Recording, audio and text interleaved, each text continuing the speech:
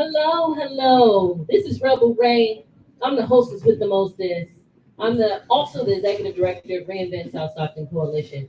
You are live on the Prune Tree Podcast. We are streaming live from Stockton, California, in the lovely Sierra Vista homes and residential homes. And we're here to have the courageous conversations about Black equity, birthing justice, perinatal equity in San Joaquin, in Stockton, and in California. And I am joined with some of the most marvelous, activated women in our community fighting for our mothers and our babies. And let me tell you, the races in San Joaquin County are astounding. And so before we get started into that, I want to introduce our lovely health equity coordinator, Miss Kimberly Robinson. Hi, Hello. Kimberly. Hi. Thank you Thank for you. coming. Yes, thank you for having me here. I am honored and excited to share with our viewers and those who are here the reasoning for our community baby shower. And so, as it was mentioned, I'm Kim Robinson. I am the Health Equity Senior Program Coordinator for Reinvent South Stockton. And part of my work at Reinvent South Stockton is overseeing our Black Birth Equity Initiative. And so, through the sponsorship of Health Plan of San Joaquin, we are putting together community baby showers, and we're being very strategic in that because we want to make sure that we're reaching out to those who are most impacted. And so the areas that we have identified is our South Stockton area. And so today we are here at Sierra Vista, and our first baby shower is Big Mama's house. And so we want to invite everyone to come out to Big Mama's house and learn about the opportunities and the resources that are here in the community for those who may be pregnant, may be thinking about getting pregnant, may have just given birth, or you're supporting. And so through our community baby showers, one other thing that we will be doing is hiring for our CHWs and our doulas, because last month we opened up the community lactation room at the Huddle co-work space in downtown Stockton. And out of that space, we partnered with Flourishing Families, and we have one of the founders here with us, Tamisha, and she will be sharing some more information with you all later. But through that, oh, sorry, fly. Through the community lactation room, like I mentioned, we're going to have CHWs.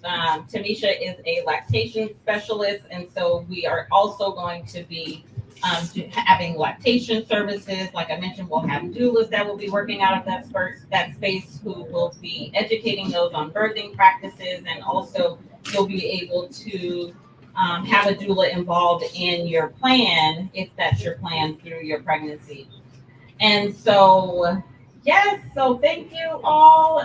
The other reason why we are doing this is because if you're not aware, Stockton is one of the communities with the highest Black infant mortality rate, as well as the rising maternal mortality rate. And so, strategically, as a community, we want to get to the root cause of what is causing this, which we all know implicit bias and cultural competencies have a big part of that. But we're also looking at the social determinants of health that is also impacting the communities. And so, through these baby showers, that is what we're doing. So it's not only a celebration for those, but it's also a way for you to get educated, to find out resources, and to get involved. And so I will stop there and I'll pass it back over. All right. Thank you, Kimberly. Thank you, Kimberly. And let me tell you, I have some wonderful women. So we're going to start from the right here to my right. And I want you to introduce yourself. Tell us a little bit about why you took up the work that you did with the families that you took up the work.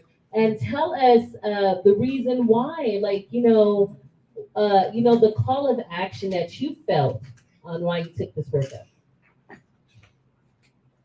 Well, I've been a nurse for about I don't know, about 17 years. And what's your name, honey? Oh, my name is Melita Bell. I am been in Stockton for about 20 years. So I can say I'm a native, I guess, at this point. Yes. When I first came to Stockton from the Bay Area, I wanted to get into working in maternal child health, Black infant health, and there just wasn't a whole lot out here.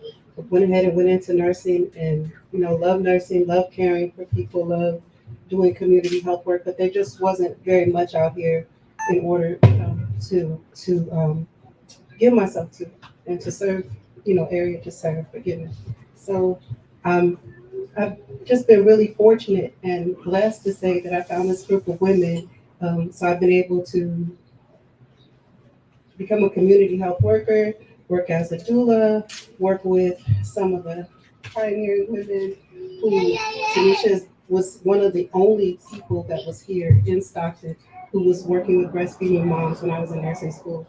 She was the only one that we could go to a clinic with and say we learned about breastfeeding.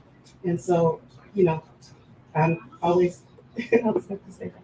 So once I met RC and through our spiritual work, through Primordial House, and then, Ashe. yeah, through Primordial House, through learning Kemetic spirituality and philosophy, I met RC.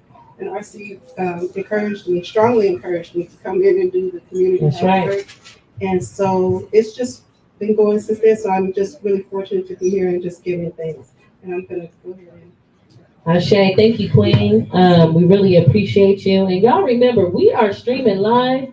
So y'all look at our loved ones in the camera and make sure they see your beautiful brown faces. And you speak into that microphone boldly so they can hear you and hear what you have to say. We're going to go to our next activist here. Good afternoon, everyone watching and listening. My name is Eva Cobb. I am right now a community health worker at Amelia Ann Adams Whole Life Center. My focus there right now is a program called VIBE. The acronym stands for Village Implementing Birth Equity. I'm sorry about that, guys. And so the reason for my place in this work is particularly because my passion for over 25 years has been working with prenatal and reproductive health. When I came to Stockton maybe about 10 years ago, I was discovering that there was a higher number of disparities here in this city. And so I figured do community health work, bring my knowledge of reproductive and prenatal health, and help turn that curve on the infant and maternal mortality rate here in this city. Ashe, thank you, Queen. You spit that. I know that. Y'all gotta have y'all 2-minute elevator speeches. But I thank you for being here. And Amelia Ann Adams Whole Life Center. Shout out to Christina Peoples. She was able to inherit a beautiful legacy brought by our mother here in the South Side. Started a lot of her work with the advocacy, Miss Amelia Ann Adams. And we called her into this space. She is now an ancestor and has moved on to the great beyond. But her legacy is felt, and I just wanted to say her name. And if you don't know her, Google her. She is somebody that is profound. Look at my babies coming across. I love it. We're live, y'all, here in the community. And we're going to go next to our next activist. We're going to go next to our next activist here, Kimberly. Kimberly's been up. We are live. Kimberly's been up for a minute, putting this lovely event together. I'm so sorry. I was focusing on the baby, which is why we're here. So what brought me to this work?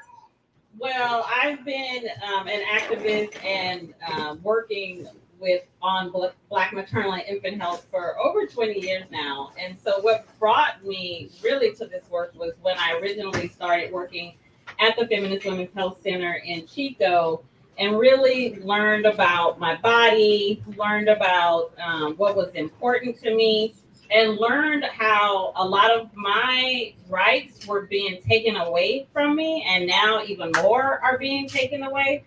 And then I gave birth to 2 beautiful girls, and I also have a son. and I wanted to make sure that they knew how to advocate for themselves and be a voice, because that's what we're noticing, is that the voice is missing.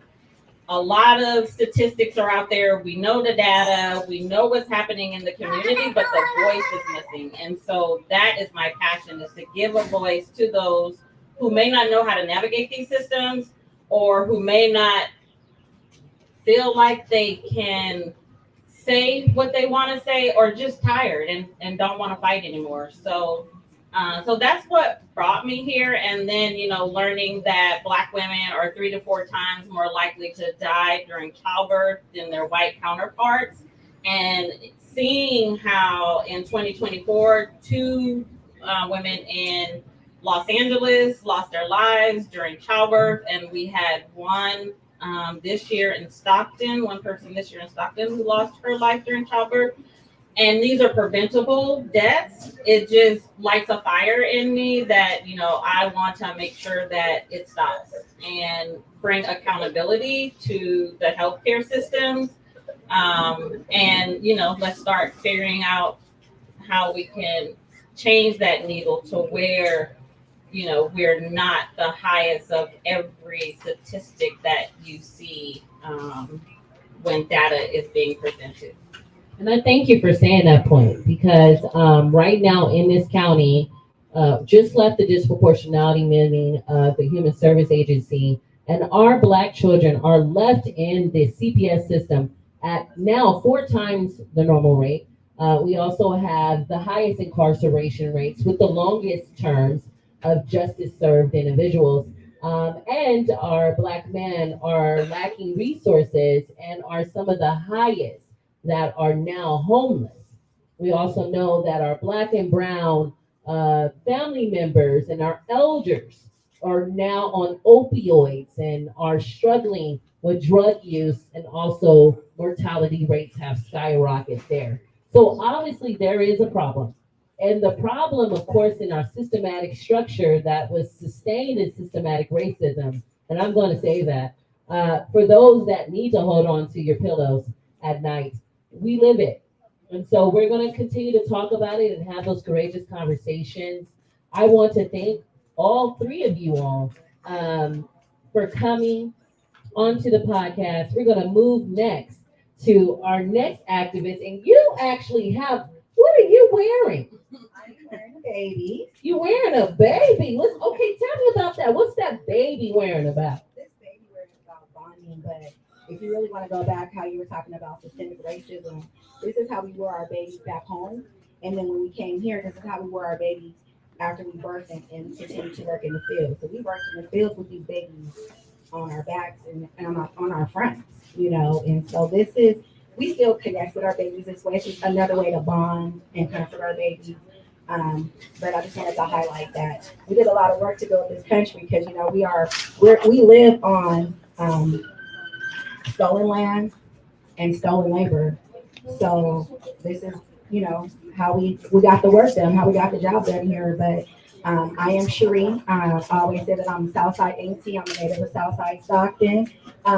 Proud TT from South Stockton. My mother was Pastor Amelia Adams, who did a lot of the work that we are continuing to do here in this community. I am also an angel mother of 2. Calvary was my daughter and Jeremiah. They was in 27 and 26. Ashe. And so I have lived experience. So what brings me to this work is I live to serve. And what brings me to this work is that I'm very passionate about our people and making sure that our people have at least standard service when we go into the doctor's offices and get that standard care that we're not getting. And I'm that voice. So if I got to show up and I get a phone call, just know I'm going to show up as the Southside auntie. But really, this work is really near and dear to my heart because of, again, my lived experience. I am an angel mom. I'm a CHW. I work on Black maternal and infant maternal health.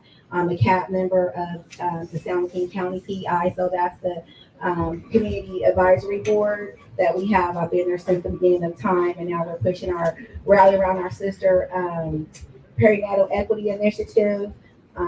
But our numbers are not changing. Well, they are, but they're not. But there's a lot of work that we have to do And then if you want to get involved, holler at us. It's Southside Auntie Reed. Let's go. Southside Auntie Rhea. Thank you, Auntie Rhea. And let me tell you, baby wearing is very significant, right? The way we bond with our babies. It's significant to the mother bonding stages, the development of the baby, taking in the baby smells also. What do they smell off of you? Good milk. It's that good milk. It's good chocolate milk. That It's good chocolate milk, And right? They hear our heartbeat. You hear a heartbeat. They came from out and they come into this crazy world that keeps them connected.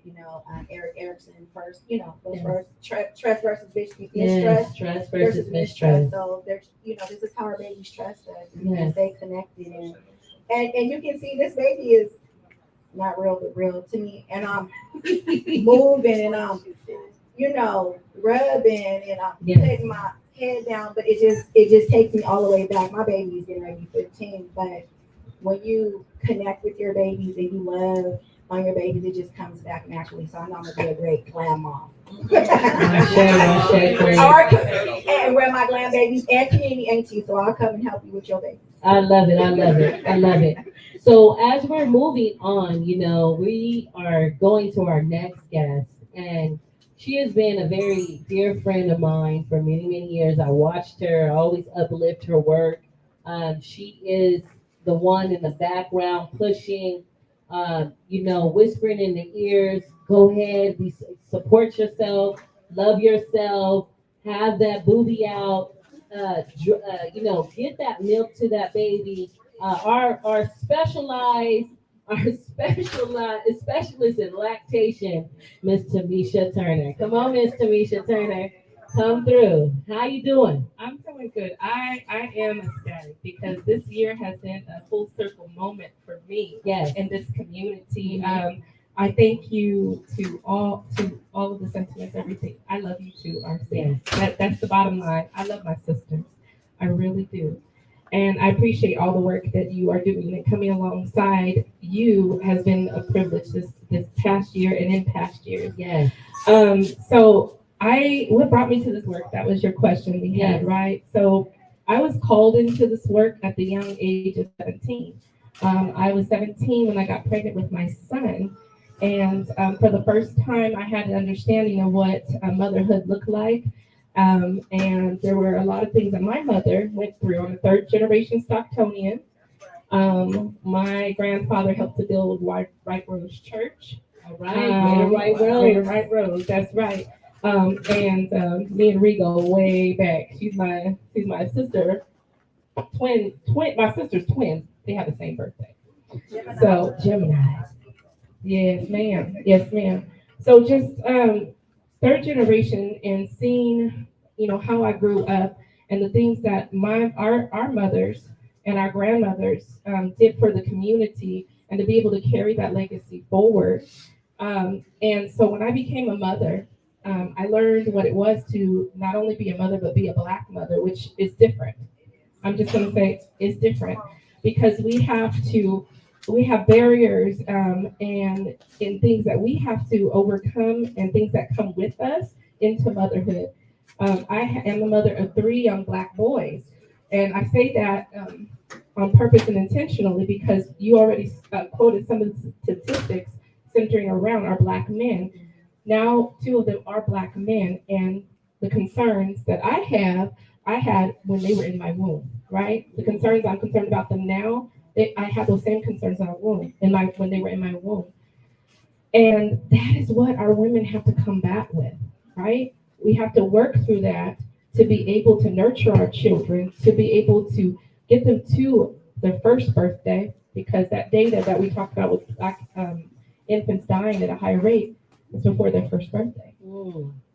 And then to get them through school and beyond, adult to adulthood. It's a challenge. It's a challenge. It's a challenge. So with that, tell us about this new consultation office. Come on now. You just had a grand opening, we did. and we had the mural unveiling. Yeah. All of our friends, our families, our partners were there. Tell us in these how many years? 20, 22, 23? So I will say I'm not gonna, I gotta tell my age, I guess. I gotta tell my age. I was 17 when I came into this work. So I'm going into 22 years of working in this work, in this field.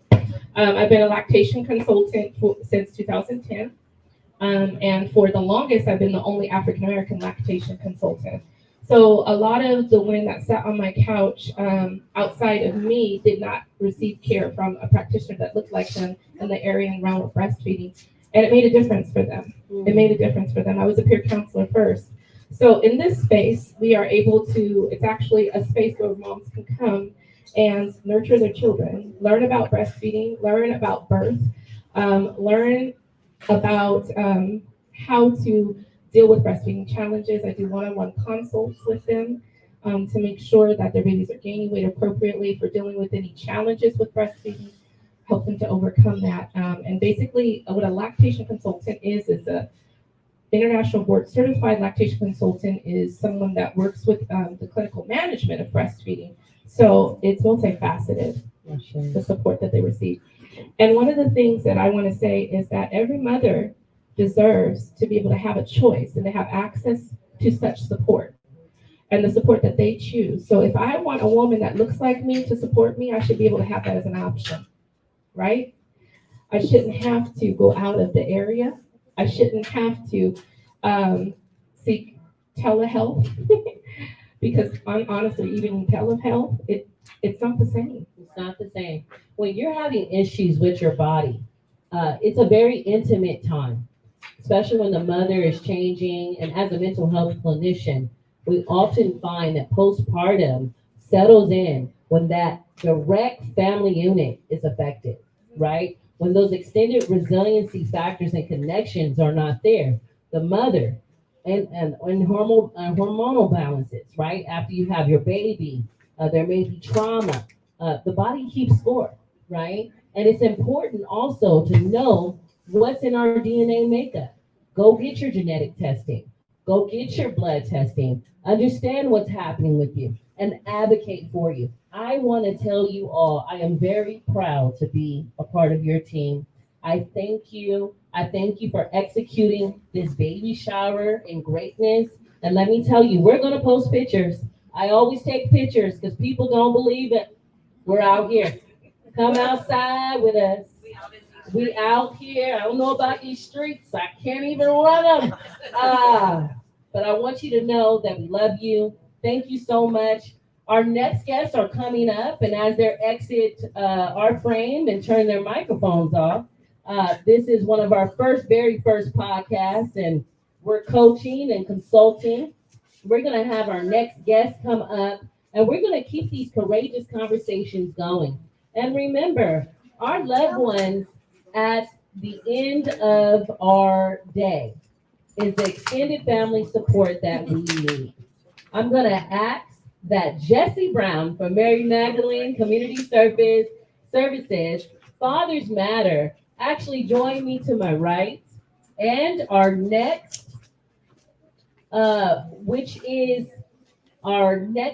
speaker is going to be Jazzy. We call her Jazzy. Her name is Jasmine. And she is the poet laureate of Stockton, California. I'm asking her to come meet me to my left.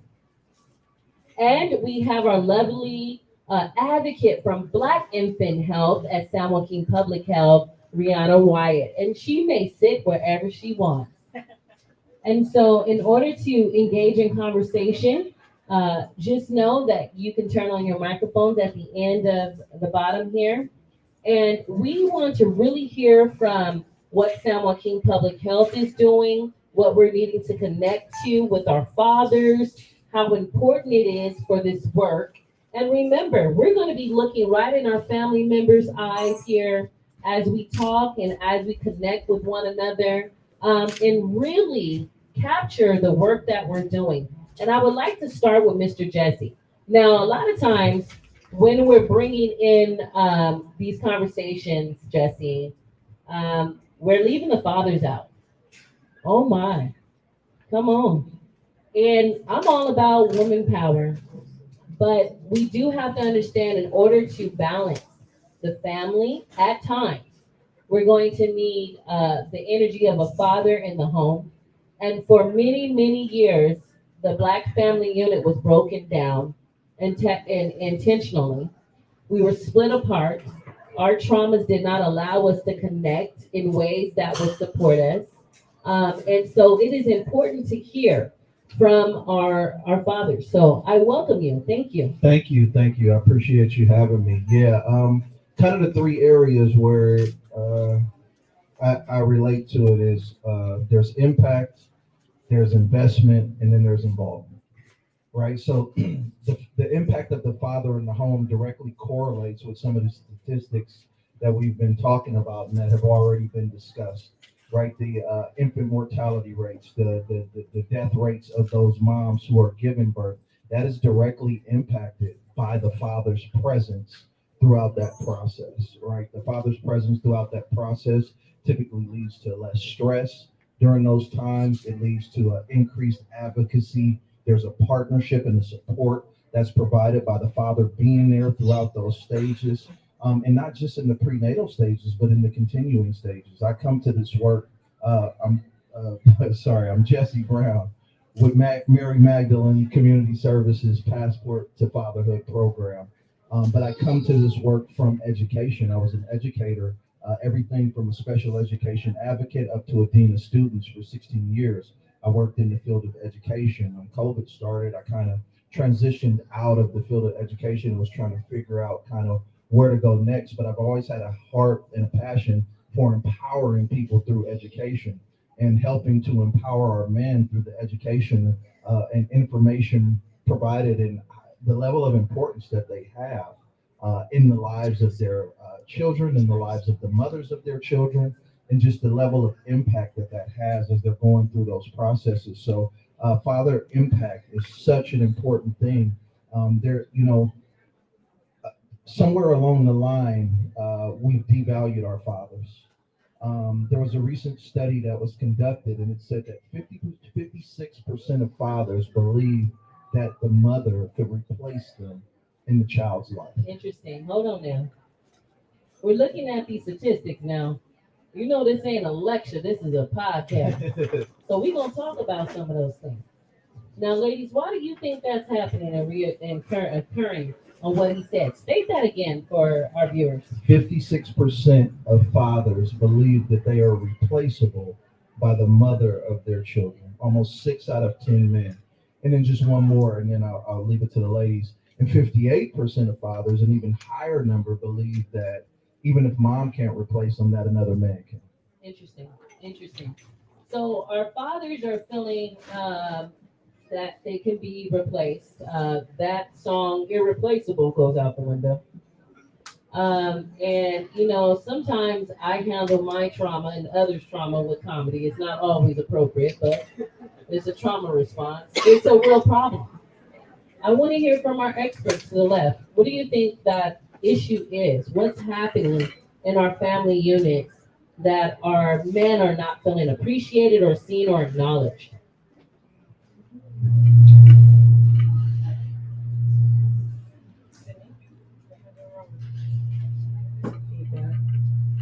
It's okay.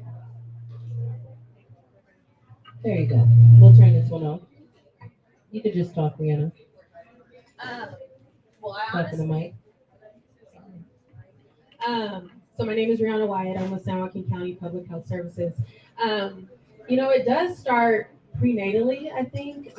Just even when mom does get pregnant, I think how the father is treated, not necessarily, being included in the conversation.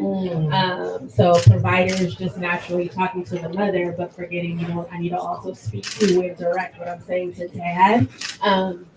And then also just in school, and I think I went to a summit recently, and one of the representatives I talked about, even when he goes to go pick up, his child from school, like the things that are said, it's like, okay, well, I let mom know, so mom will let you know. Interesting. So I think it just stems from in the beginning when mom does get pregnant and just how they're treated and not necessarily brought to the table And we got to do a better job making sure that we're intentional about directing our attention to dad and also mom. So it starts in the beginning. It starts in the beginning. It also starts with our systems. I worked in CPS shortly out of my master's program, and the CSM system that we use to log everyone that comes into CPS care is underneath the mother's, the biological mother's name. It's not underneath the father's. So it's already a concept that the father is not engaged. And a lot of times, even through shout out to the Fathers Initiative of San Joaquin County, they are taking the initiative to bring fathers into the fold because it is important to uplift them. And we see this also at the hospital. Baby's name is under the mother of the baby. It's registered. Why do you think that is? So again, that's that preconceived notion that our fathers are not present. And we have to fix that. Service providers, we have to fix it. The system, policy advocates, we have to fix it. Jazzy, I want to bring you into this conversation as a poet, as someone who is an advocate in Stockton and often is lifting the voices of the most marginalized here in Stockton. What do you have to say about this birth equity that's happening? Yeah. Hi, everybody. I'm Jazz Marie Latour. This is a great conversation. I wouldn't call myself an expert by any means, but as a woman here in Stockton, California, and hearing this information, I think it's startling. That statistic is startling. That it's a self-belief, and I think I personally, I'm thinking about, just the way that men have been. I think of the word erasure in the family unit, and a lot of, in the media and resources, they are strictly, they're strictly projected at the mother. I think about housing resources and shelters in Stockton. There are no, I don't believe any, maybe one, homeless shelter that receives men with children. And in my own experience, it makes me feel really grateful that I had a father, but my dad got to be the fun weekend dad. And my parents split up as well. And, I think about that self-belief and how much of that is projected onto men from women. How much of that is projected from our belief about, that we can replace a man. Interesting. Yeah, I thought about it one time. I'm not even gonna lie. I mean, that's the rebel in me. I can do everything by myself. Listen, when I had my second one, I went ahead and laid down somewhere in the corner. It's a lot of our mommies, and I see one of our mommies, a couple of our mommies in the audience, and I'm always gonna ask a mommy to come up. I always got a blessing for our mommy. We have to appreciate our mommies. Our mommy here in the second row, if you don't mind. Are you shy? Would you like to come on camera? Once you've gone ahead and pick your baby up, and bring your baby on to camera. I'm going to ask my health equity coordinator to find a gift to give to our baby and mommy who has joined us. And now while mommy is coming to sit on the set with us, I want to know each of your work. What are you doing to support the work? Let's start with Jesse. Yeah, so and just speaking to that, the devaluing, that's why I said it's impact and then it's investment, right? Because a lot of times those investments are made in mom, those investments are made in baby, but those investments aren't made in dad. Those investments aren't made in father. So father starts to feel devalued because everybody at the point of prenatal care is being invested in other than dad. So he becomes as this support group for mom and baby is being developed, dad is now on the peripheral of that support group instead of in the inner circle of the support group where he should be side by side in partnership with mom, preparing for baby, right? And so it's just important that we make that same level of investment in our father, again, given the impact that a father in the home, or even if not in the home, in a consistent presence in the child's life has. And then to further that investment piece, then that leads to father involvement.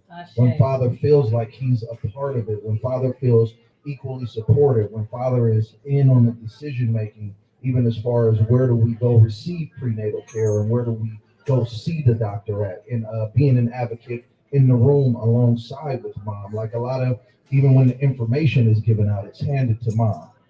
It's rarely handed to dad for him to review and look over and assess and see what are the ways that I can support, the mom and the baby through this process. And so just that increased investment will lead to increased involvement, which will lead to increased father impact. Shame. And that well spoken. And how are you all doing that at Mary Magdalene? I want you to plug how Mary Magdalene is impacting and connecting with our fathers. What are you doing? So we're one of the few programs that is exclusively father intensive. There are many programs out there that provide services and support for moms. There are some that, do it and they call it families, but it's still really slanted towards mom. We are an all father inclusive program in which we support fathers through individual case management. We support fathers through group parenting sessions. We do financial literacy information. We're getting ready this upcoming Thursday to do a early Father's Day event, financial literacy, money tips for your children so that we can have fathers invested and involved in children's future and helping their children to be responsible with handling money. So we attack it from a financial literacy perspective. So just as many services as we can possibly provide to fathers to make them feel empowered, to make them feel connected, to make them feel involved, so that then they can maintain that involvement. It's about helping them replace to put systems in place for themselves, right? We talk about systems, and systems are so important because systems drive things. And so the more that we can equip our fathers with supports and systems that show them involvement, it will help them to maintain involvement as the process continues to move forward in their child's life.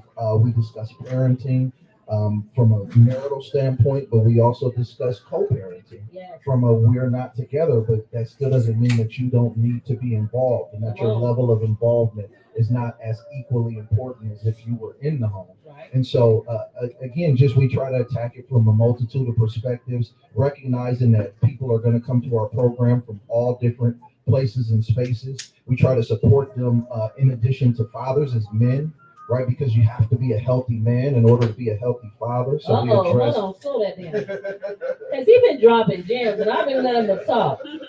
Listen, we got to support our fathers.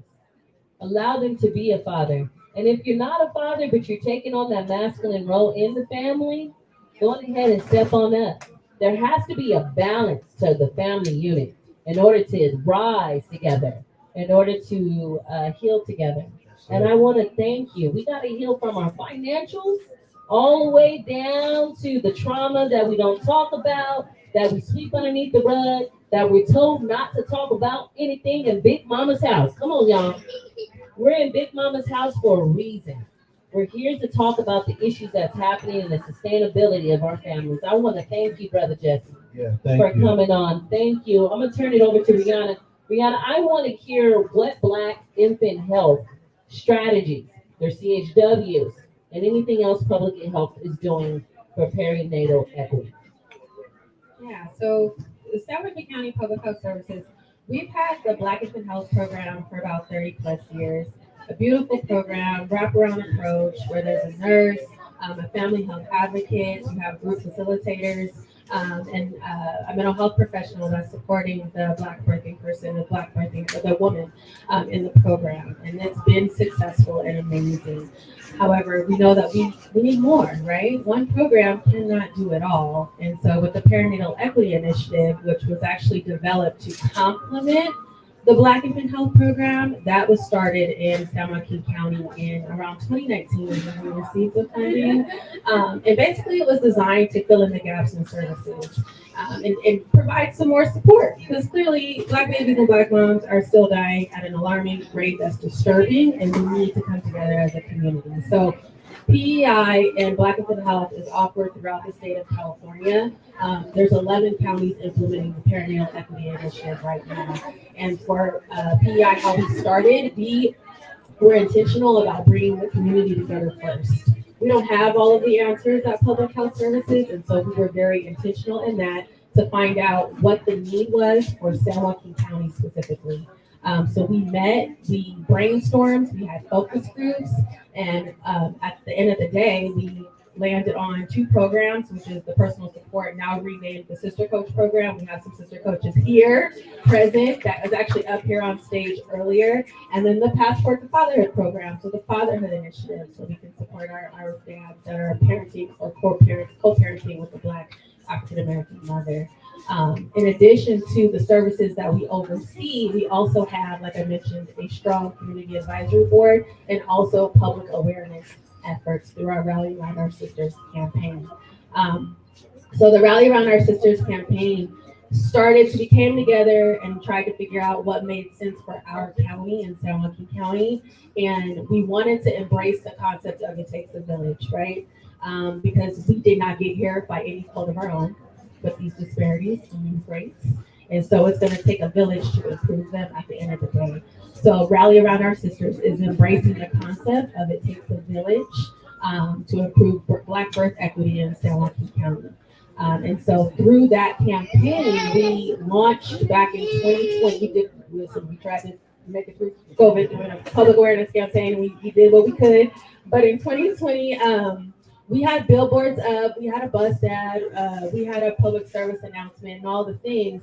But we realized not only in bringing folks together to address the issue, we wanted to diversify the way that we outreach and spread the message to the community. So we had since expanded to include video testimonials and also events.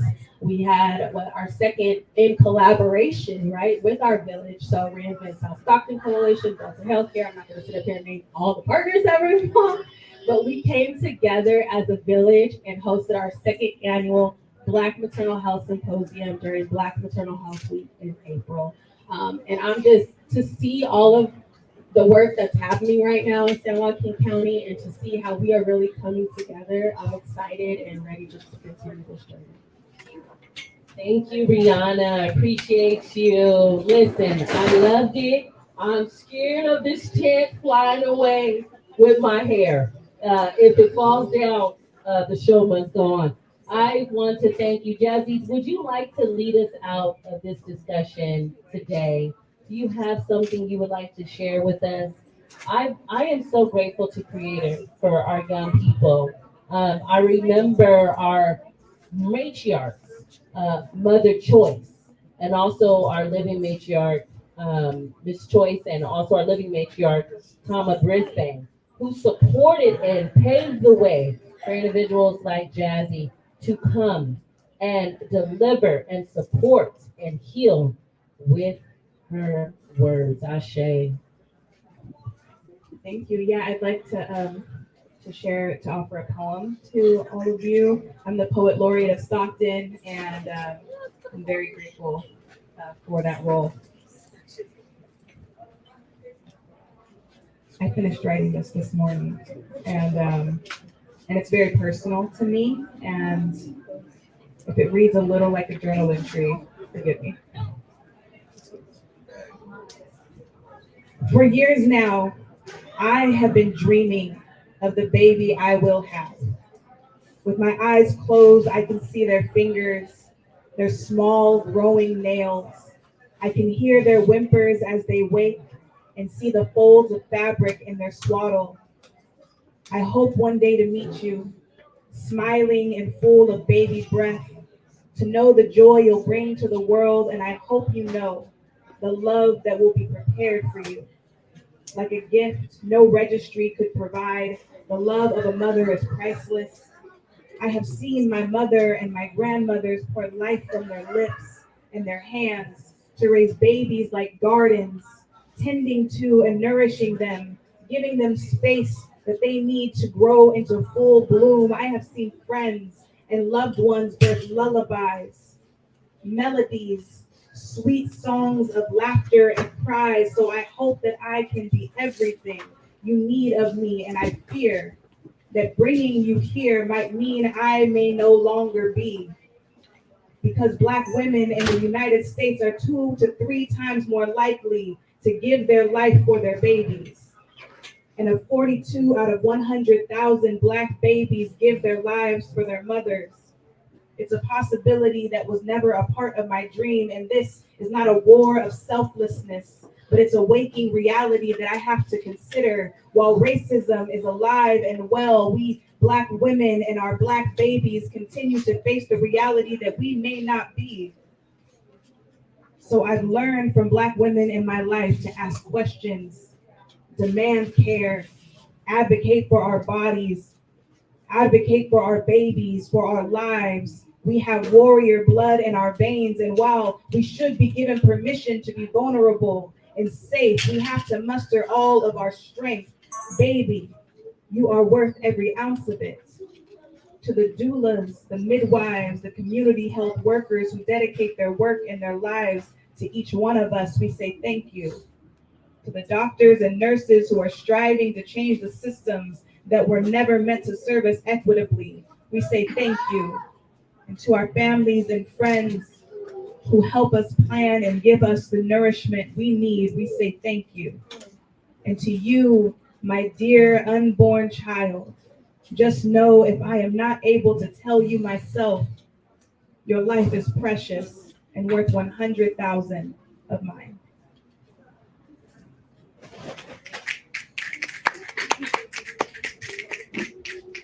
All right, y'all. I don't have to say anything after that. We thank you. We thank you for coming on today and taking this time with us. As we get ready for our next guest, I want you to chime in, call somebody, let them know we're having courageous conversations today.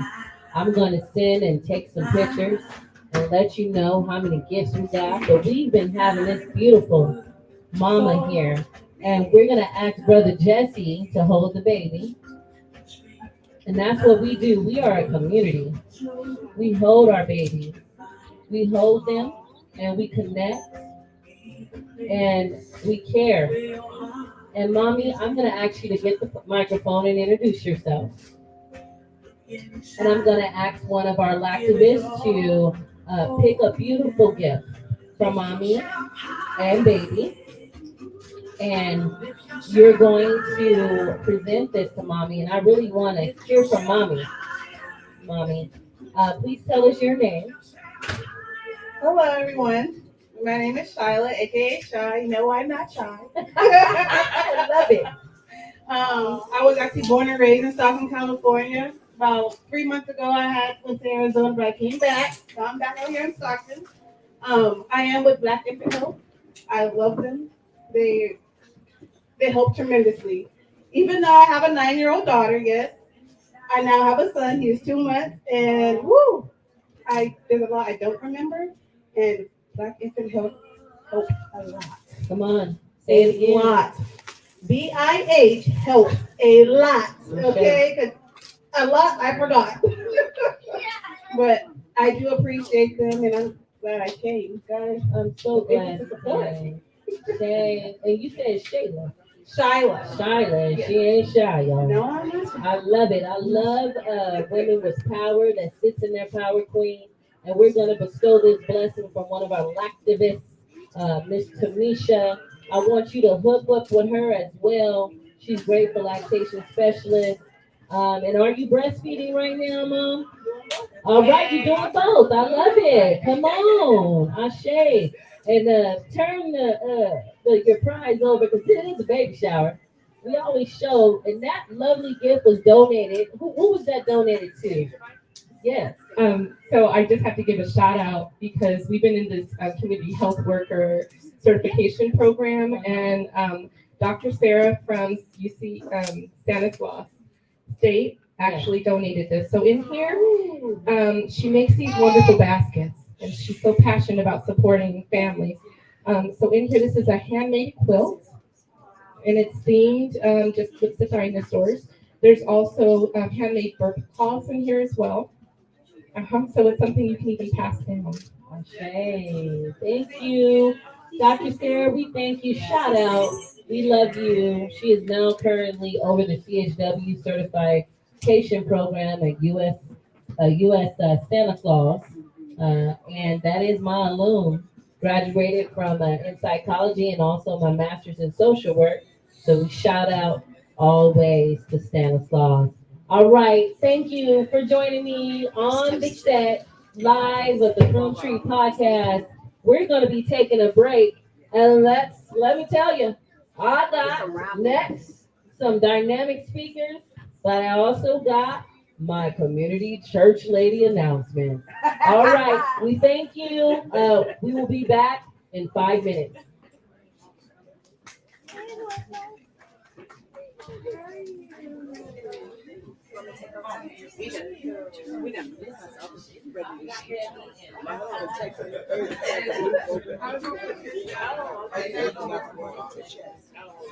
Can I take a picture with you? And say, Okay. yes, We want to describe our cohort members really quick. This is off? No, it's still live. Sony is that? That's Sony ZV-E10.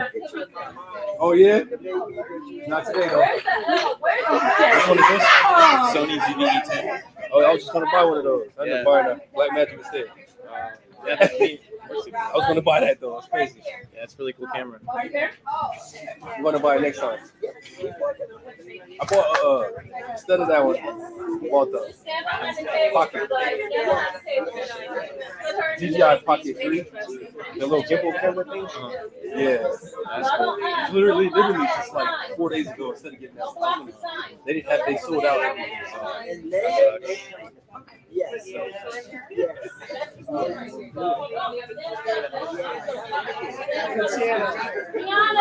ahead. Did you say hello? Say hi. Yes, say hi, Mama. Oh, they all grown up now. I think we're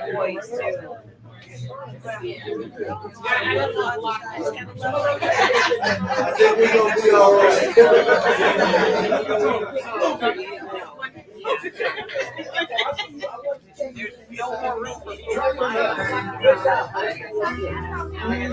That's where my mom was at.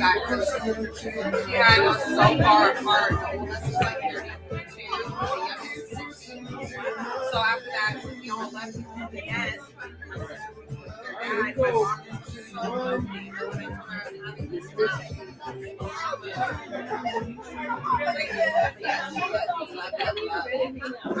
feel like if you have some way to listen on here. That's what I said. Just hold out. There'll be a little girl around soon, huh?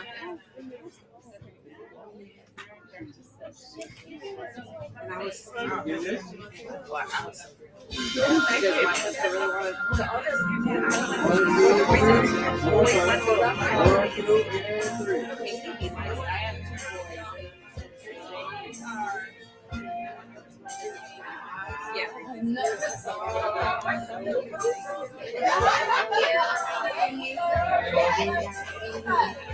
Every time.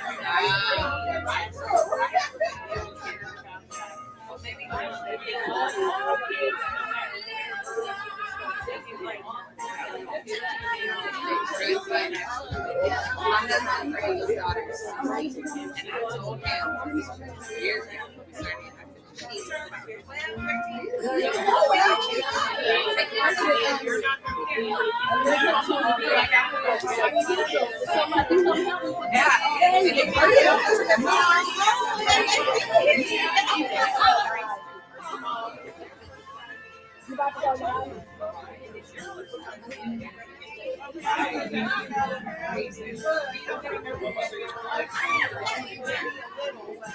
Right. And they got a whole experience, different lifestyle. So hard.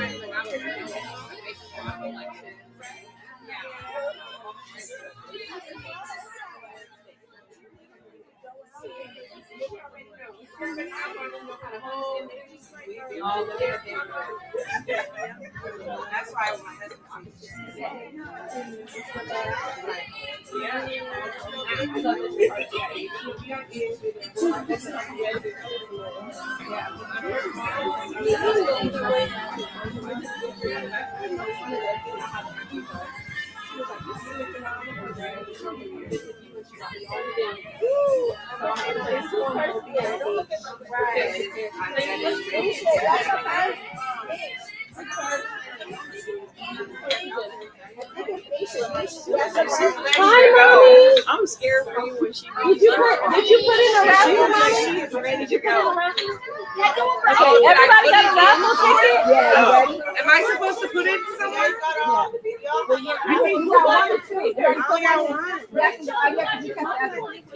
Oh, so then they call and if it's yours, then I'll pick up. I gotta go. Did you say hello? Your peach is coming apart, girl. I'm here because I'm right on cue now, but Rachel Chaser. Rachel didn't know when she was coming up. Rachel, I thought she was coming up.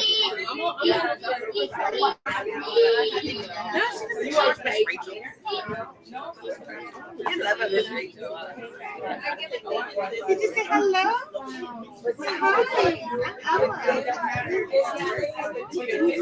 Hi, I'm the teacher.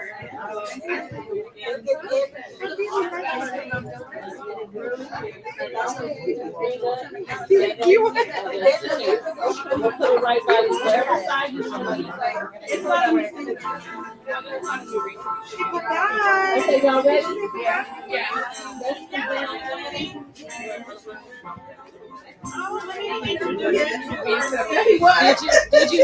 You paused it? No, it's still playing. It's still playing? Yeah. But you got the. Yeah, I'll put it up. up. Is that fine? Yeah, that's fine. Okay. You got that up though? Okay, good. And then oh, we didn't go mute. You gotta mute it. Okay. So whenever you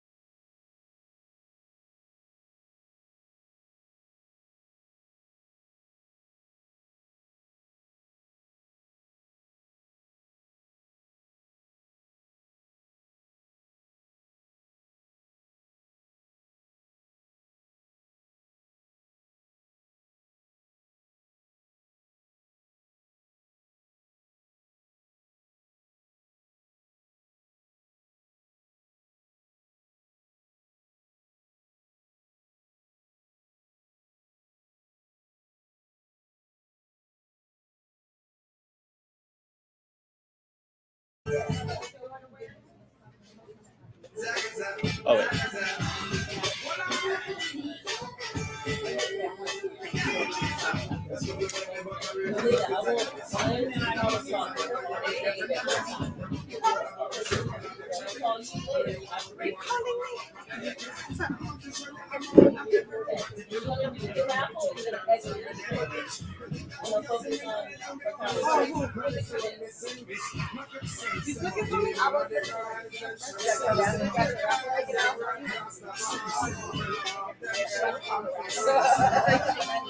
Everything. Sausage, whatever. It's like I put my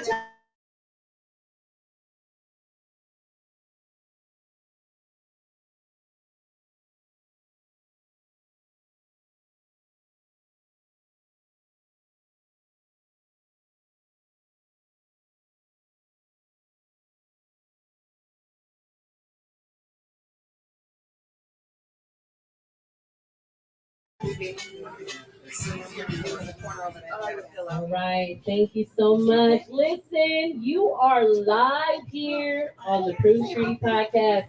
I am Rebel Ray, the hostess with the mostest, and we have a lovely, lovely Power Talk session that's coming up. If you've been streaming live, you know that the power of our community and connection of our community, it starts with the people that are in it, who are serving our community members. But before we get started, we are at a baby shower. Yes, yes. Yes, ma'am, we are. All right. So that means gifts and prizes. Come on, gifts and All prizes. right, so we got a lot have, of them. we have a lot over there. I wish we could pan over there and just see, but we'll post some pictures later. So we have 2 raffle winners. The numbers I'm going to call out: 076098. 076098. Who would that be? All right, we got to pick another one. All right, nope. Okay, 076102. Who is it? Okay, you got to come on up. Come on up, mama. Here. And we want to see baby. We want to come on around. Yes, thank you. Please come in the frame and have a seat.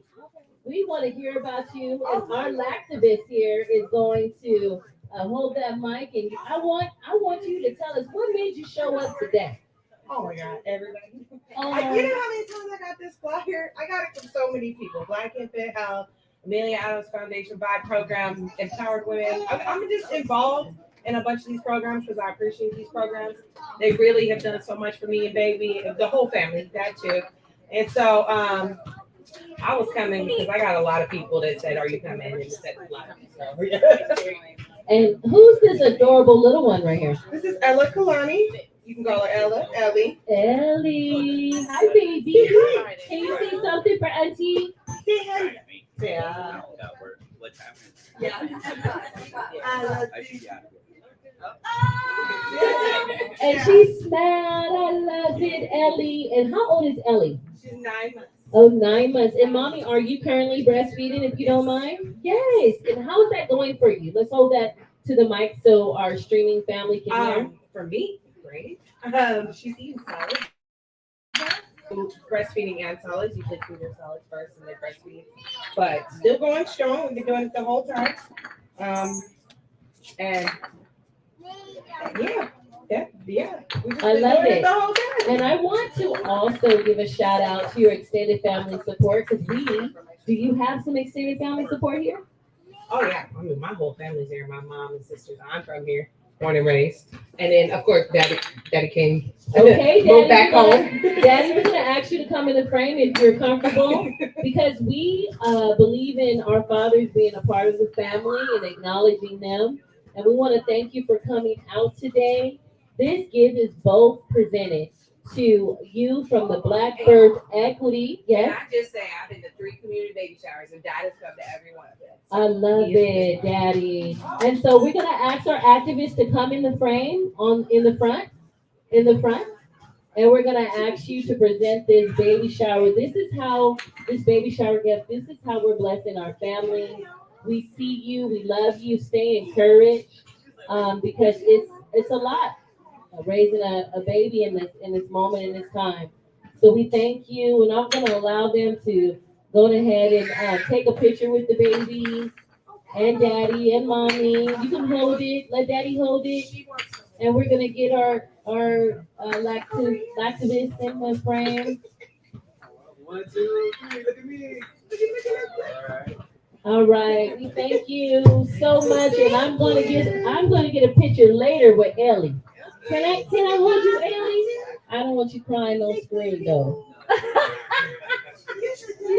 She's a peach. I love it. She's a peach. Oh, you're welcome. Thank you for coming. Okay, Auntie, love you. Yes, so thank you for showing up today. Next, we're coming all the way live from Terra Vista here. We have Miss Rachel Zerbo. She is an expert at San Joaquin Public Health on our infant mortality rate in keeping our babies safe. And so, Rachel, I would like to introduce you. Introduce yourself one time. Hi, you guys. My name is Rachel Zerbo, and I work with San Joaquin County Public Health Services.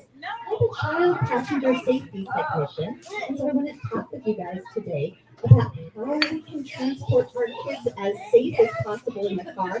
I was looking at this precious Ellie over there, thinking about she is the reason that we do the work that we do. We want to make sure that we transport our kiddos as safe as possible. Yes, Arcee, I don't know about you, but when I had my first baby, I was so confused about car seats. There are so many different types of car seats. There are so many different types of cars. And I just was thinking about what are like 5 things that I would have liked to know as a new mom about car seats. So I just wanted to share some of those things with you guys. Please, because my experience was not a nice experience either. No, absolutely. It's so confusing. You're always wondering, am I doing it right? You know, Right. there's just so many things that could go kind of sideways with car seat installation and car seat choice. So I want to talk to you guys first of all about car seat choice. So I want to talk about our youngest kids. And there are 2 types of car seats that we can use for our infants, for our newborns and our infants. So both are as safe as the other, and both have their kind of pros and cons. The first car seat I'm going to talk about is this one right here. You guys might be familiar with it. It's called a rear-facing only car seat. It comes in 2 parts. It comes in the carrier where you strap your baby in, and then it comes with the base that you can install in the car, right? And so these are good for our littlest babies. They usually start at about 4 pounds for minimum weight, and they go up to about 30 or 35 pounds. So that's definitely an appropriate car seat for your littlest one. But some people don't know that there's another type of car seat that we can also use for our littlest babies. These are called convertible car seats.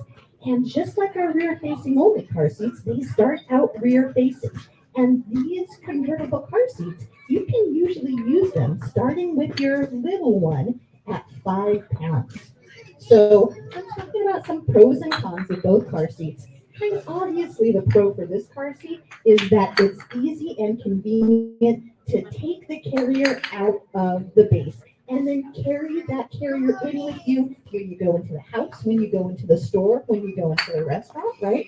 So that's nice and convenient. The convenient part of these car seats are they last a long time. They're super economical. So this is a car seat that you can use rear facing from 5 pounds up to 40 pounds. And then once your baby reaches 40 pounds, you can turn it around and you can use it up to 65 pounds. So if you start out with one of these, this is the only car seat that you're going to need until your child is 65 pounds and ready for a booster seat. Okay, wait, hold on, Rachel. I like that because I like saving a buck. So tell me, those expensive carriages, those car seats, all of the doodads, and I'm aging myself saying doodads, but does it really matter when it comes to safety with the real expensive fancy ones? What should we be looking for? Is there a code or a sticker on the back that shows that how safe the rating is of the car I am seat? so glad you asked me that. So what I want to say about car seats is that all car seats are safety tested. They're all tested in exactly the same way And if a car seat is up to standard and they meet our motor vehicle standard, there'll be a sticker on the side of our car seat. That car seat is absolutely as safe as any other car seat. So what you're paying for is actually maybe a little bit more convenience, a little bit more padding, a little bit more kind of streamlined look for them, but they're not safer than car seats that are more economical for us.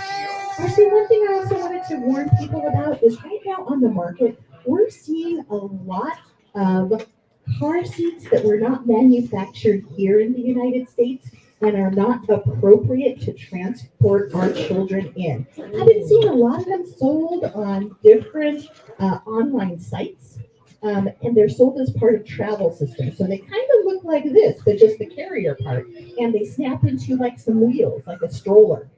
Unfortunately, these car seats are not appropriate car seats for our kids because they don't meet our federal motor vehicle standards.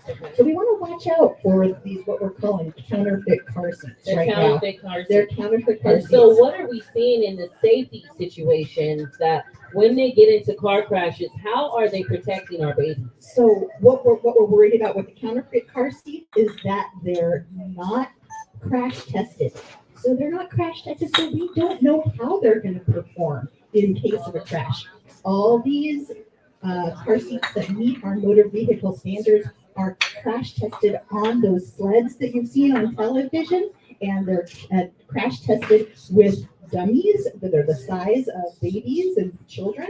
And so we are reassured when we know that they meet these federal standards that they're going to perform in a crash. Okay. All right, so that's my first thing, talking a little bit about car seats. We want to make sure that we have an appropriate car seat and that the car seat is installed rear facing.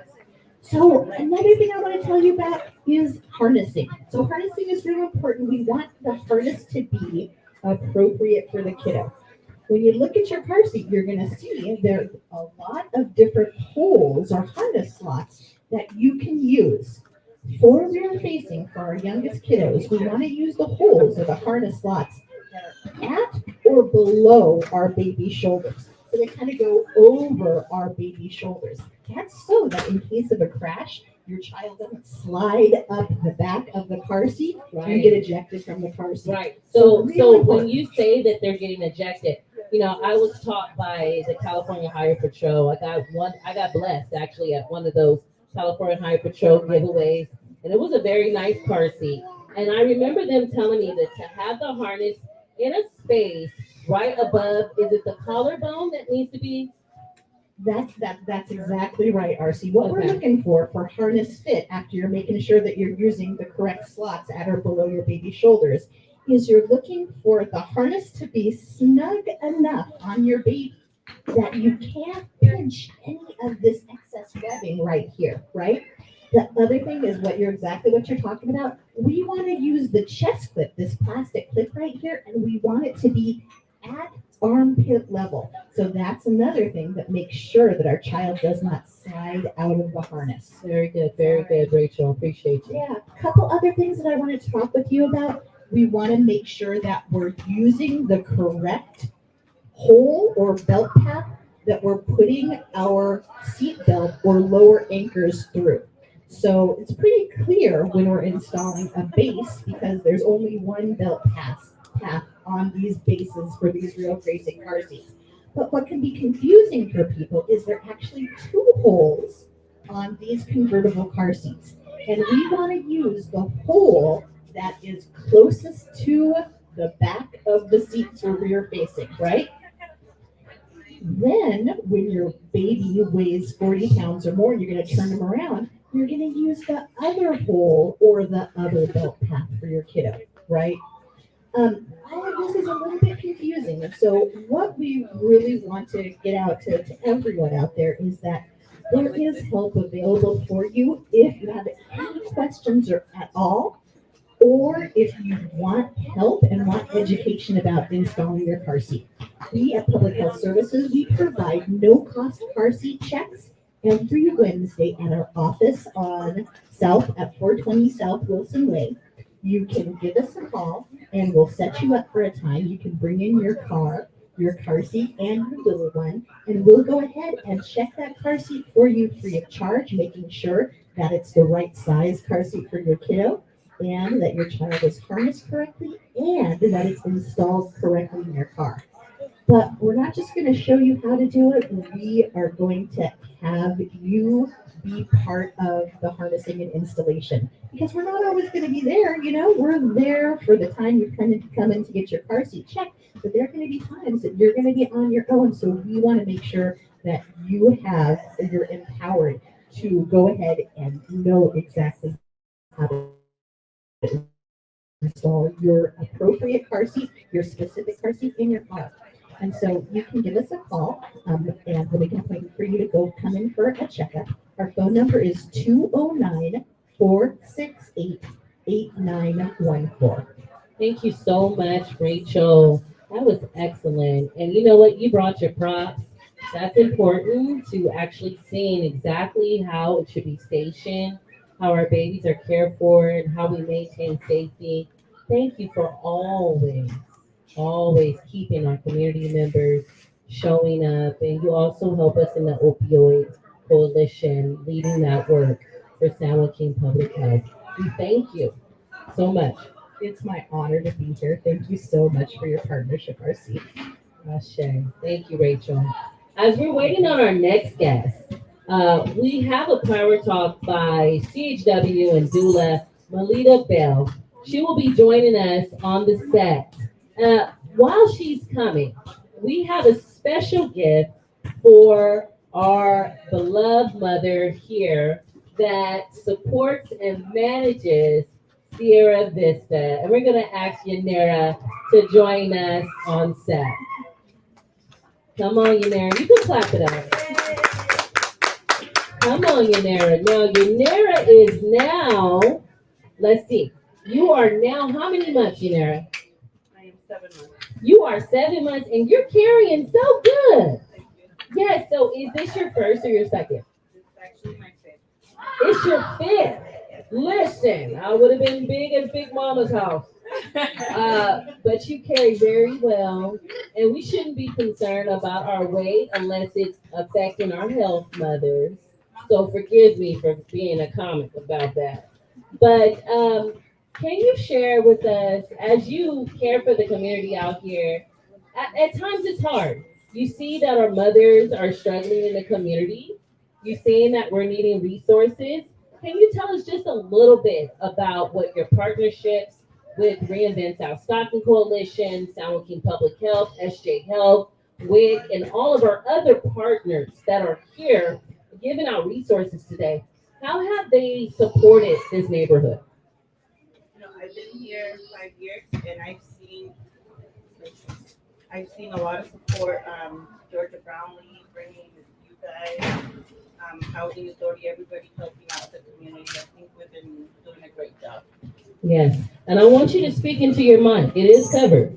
So we want to hear also, what are some of the needs that you're seeing out here that you would like to see more of? Because, you know, there are service providers, there are community leaders and stakeholders that are watching right now.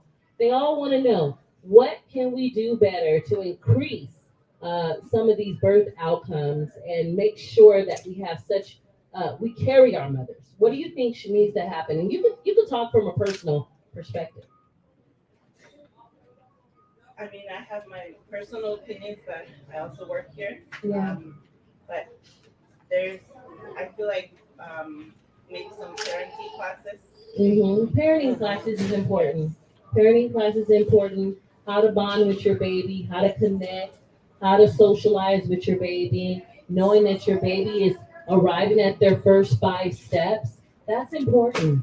And we want to thank you. You didn't have to open up this. We want to shout out to Wynn Properties and also Housing Authority of San Joaquin, who are also a partnership of Reinvent South Stockton Coalition and supporting housing justice here and supporting affordable housing for our families. And so we thank you. And I wanted to give you a special gift. We are at a baby shower, and a lot of times, you can put it right here. A lot of times we forget about how to care for ourselves. So I personally went to Trader Joe's, and I know you have snack attacks, and We love to eat healthy, so I got you some white cheddar popcorn. I got you some sparkling pink lemonade. And I got you some body butters and some shampoos. These are all animal cruelty free and vegan. Vegan. I got you some great snacks, those dry free snacks, some wipes because being pregnant in the summer times. Listen, Nels, if you don't know about it, and some hand sanitizer, some mints for when you see your guest here, and also some different other things. I want to just thank you. I like this one, this soap. I don't know if you can use it, but it's oatmeal and honey soap, and it's all meant for you. A beautiful mask, and it's a care bag. It's a care package. And this is wonderful because you can put all of your fruits, anything. This is a cooling bag. We just want to tell you thank you and that we appreciate you, Yanara. We can give it up. We can give it up. Thank you so much. And thank you to our activist, Tamisha Turner, for supporting us always. And thank you for coming on set with us. And so next we're having, as we're changing the set out here, we're going to be having Miss Melita Bell joining us, and we're going to ask that our activists help Miss Durbo with the car seat as we exit the set. We want to make sure that we give a shout out to all of the community announcements. Now listen, just for this event, because we wanted to go fancy, I brought out. Are you ready? This is back from my church days. I brought out my community church lady hat. Hold on, let me put it on. Let me put it on. Listen, is it lovely? It's lovely. Melissa looked at it. Isn't it a beautiful piece? Okay, I borrowed this one from Sister Ruth Thompson. Shout out to you. I would not be here without you and my daddy. And so I have a couple of community announcements while Miss Melita Bell is getting ready for her power talk. And so we have been having power talks, but we also busy in the community. And it's important to stay up on our community announcements, to join in and support wherever you can go to support the work that's being done. And as I'm bringing up my newsletter, you can follow us on Reinvent South Stockton Coalition's page. Right now, we're streaming live, but a lot of our partners in the coalition is taking up a lot of health equity work.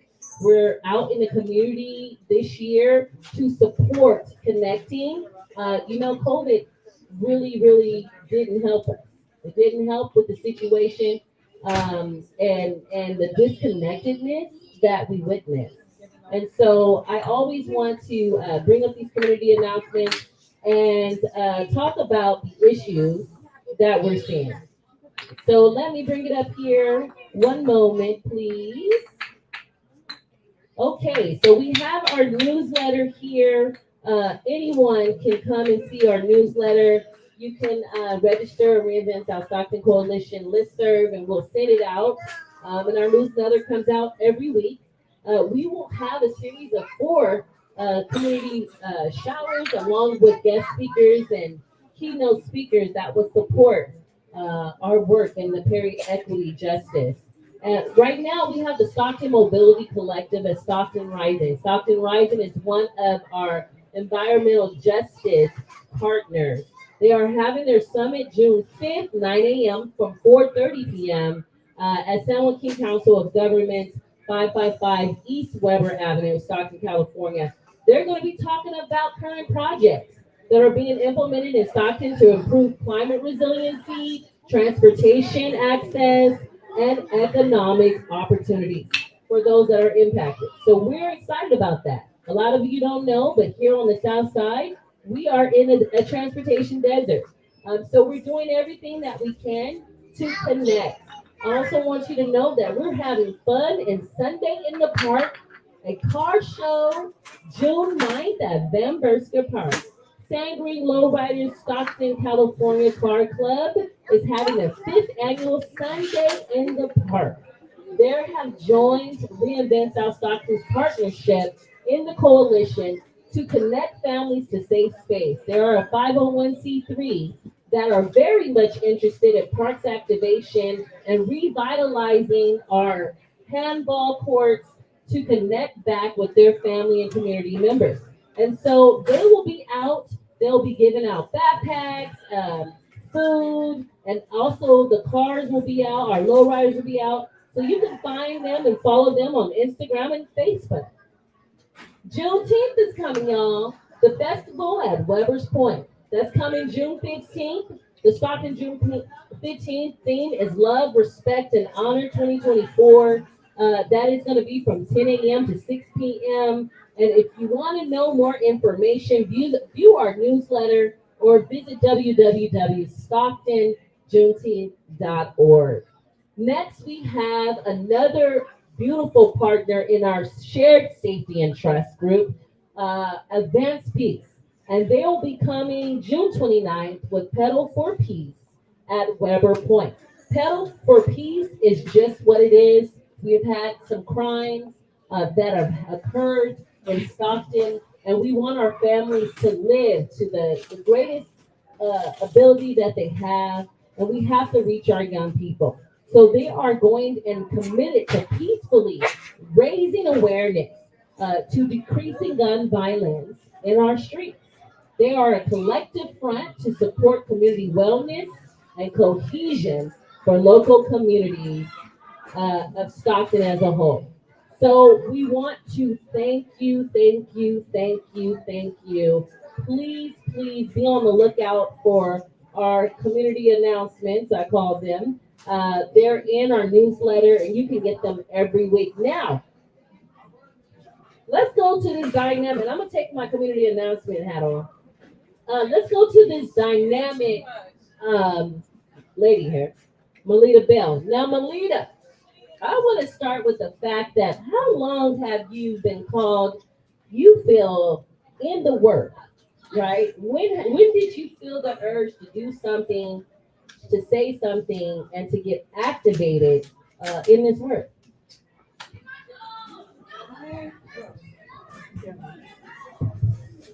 I think that I've always been led to do this work. When I was a kid, I was the one who would put you on the couch and try to give you the soup and cover you up and fix you. A lot of us are like that. Once I started working as an adult, and especially after I had my children, after the birth of my son and my daughter, I realized that I would have been better served if I'd known more.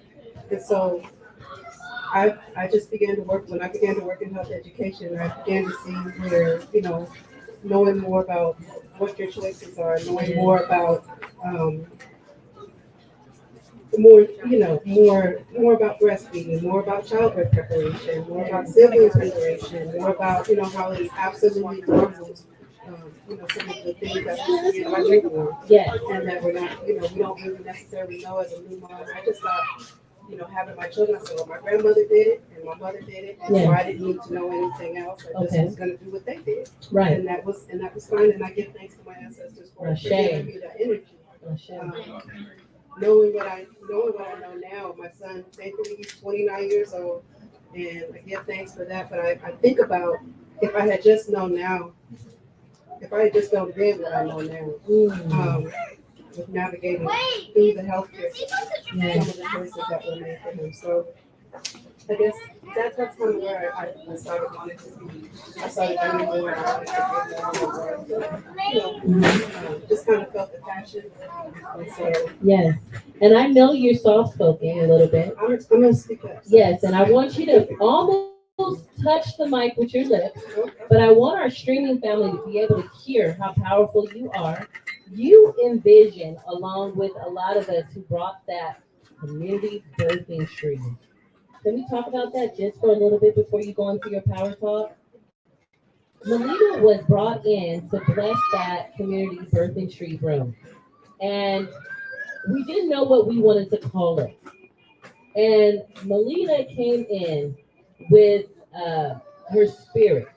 and walked in the room and felt, she just came out of, she said, this is a birthing tree room. And I said, wow, you actually, I want everyone to know on record, this is the woman that named the community birthing tree lactation room.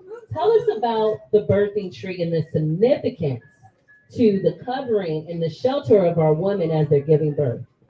So, you know, when we talk about our ancestors, we talk about how, you know, we were wearing our babies, we had our babies on our back, and at some point we might have had to put our back against the tree to have our babies, right? We maybe put them back on our back, we got back in the field, and kept working again, right? And we supported one another. And so it just goes back to our ancestors. It goes back to our mothers and our fathers and you know what they did. All of us, you know we came from our mothers and our fathers. And I want to just you give me so much credit for that. But I want to say when I walked into that room, you and Kim were in the room and you were creating, and I was so grateful that you were doing this work.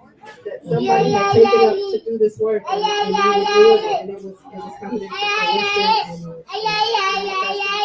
And yes, We love the baby. The baby is talking in the back. I say. We thank you. And so you are going to be presenting on what today? I want to present on doula services. Is that what we're making kind of clear? That's fine. I want you to keep that microphone very Okay, I'm gonna close. keep it close. Because you're shy, and I'll probably ask my backstage to turn up microphone. Let me look at what your microphone is so we can. Yeah, you're a little low. We want to make sure we're gonna turn it up on channel 4. We want to make sure she is being heard because she is soft spoken. Okay, so I want to talk about what is a doula. A doula is a non-medical labor support professional. A doula is a support person who joins a woman and her family during their birthing journey, through the pregnancy, through birth, and through postpartum. And so we would be with you while you were going through your pregnancy, supporting you 24 hours a day, 7 days a week. And then also while you're in labor, I like to say giving birth, because it's not necessarily labor, but giving life and giving birth. And then postpartum, up to 45 days postpartum, helping you and your family through that transition. So I want to talk about just a little bit, and I wrote a couple things here. I'm just going to touch on them. Okay. The doulas that work with RSCC are full spectrum doulas, and they specialize in providing support to people during the entire spectrum of reproduction. So some of the services include support through preconception, pregnancy, fertility, postpartum, birth loss, miscarriage, surrogacy, abortion, adoption, breastfeeding, newborn care, sibling preparation, parenting, and then traditional practices from a holistic approach. So this could be meals that the mother has after she's had a baby. This could be that support time when she needs to stay in so that she can have healing and support for the fathers, just helping them to help their family. And then this could be like herbs or teas or different things to help with the healing process. A doula is a breastfeeding counselor also, and then she can provide education and resources for you in the community. The focus is to ensure that a woman can breastfeed successfully at least up to 12 months, or as long as mutually is satisfying. So I know in our culture we think 12 months is a long time, but some cultures they breastfeed longer. So it's what you do what you can when you can, and there's no bad thing. So the services that you receive will kind of depend on the type of doula that you decide to hire. The goal of the doula is basically just to support you physically and emotionally, and then empower you through the time in your life. And so we're here to advocate for you. So I want to just share with you that having a baby is like planting a seed in the ground. Once you plant that seed in the ground, everything around that seed changes, right? But once it's nurtured, everything changes and nothing is the same. So it's the same when we're bringing a new life in. It's never the same. So we want to be there to help you to transition from postpartum into newborn care. And then a lot of times the doulas will stay with you over a lifetime, right? These are aunties and mamas that will see you in the community and be able to offer you help and resources or just, be there to talk at any time. So a little bit more. That's fine. You're doing great. Okay, so Thank you. Comfort measures, positioning, breathing, emotional support for the fathers. We want to say that, I want to make sure to say that we honor fathers and we welcome the fathers in the process. We want to respect his wishes for his family at all times. Again, I did say that doulas are on call 24/7 throughout the entire pregnancy. So they're there to share whatever knowledge is related to like diet, exercise, the use of midwives, how to navigate the hospital system, and help to create a healthy family dynamic. So doulas are non-judgmental. We serve at a non-judgmental capacity. And again, we want to stay connected with the families throughout the lifetime. Ashe Queen, you did really well, and I thank you for coming on. And I think being a doula is a very sacred thing. When you're in that rites of passage, becoming a mother, or even as you're birthing that baby, so many things can go wrong. And I remember my diagnosis of full placenta previa, where the placenta grew in the wrong side and over the cervix, and I hemorrhaged throughout my pregnancy. And I remember just wanting someone I can call. I called my mom, she prayed, but I was very scared. And I lost at least a half a quart of blood with other things that were coming out. And I remember just crying hysterically, thinking I was losing my baby. And a lot of times that could be traumatizing. So having that doula, a lot of times we can't get to mommy, we can't get to our doctors, and mommy may not have that extended family support, but having that doula makes the world of difference when you need to advocate, when you need to support yourself, you have answers. Sometimes I've noticed how we show up in our trauma too. We get very scared to even advocate or lift up our voices.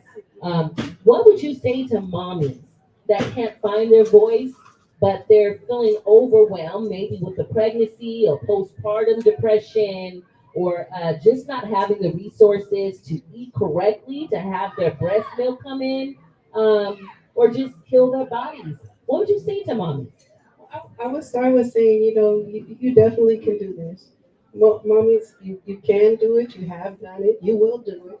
You'll figure it out, and you'll do it. And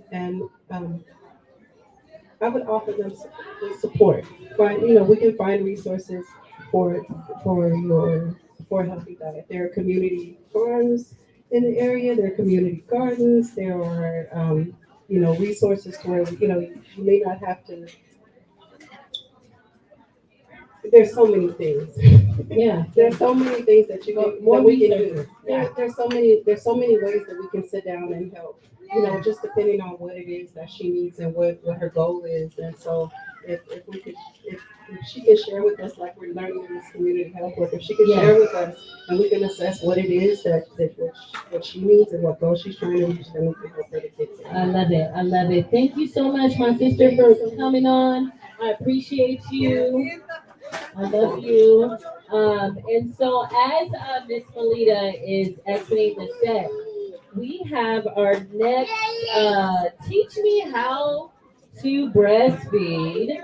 Teach Me How to Breastfeed, Tamisha Turner, IBCLC from Flourishing Families and co-founder of Flourishing Families. She'll be coming on the set, and we're going to ask our lactivists to draw 2 more prizes here to make sure that we are getting these beautiful gifts out to our mothers today.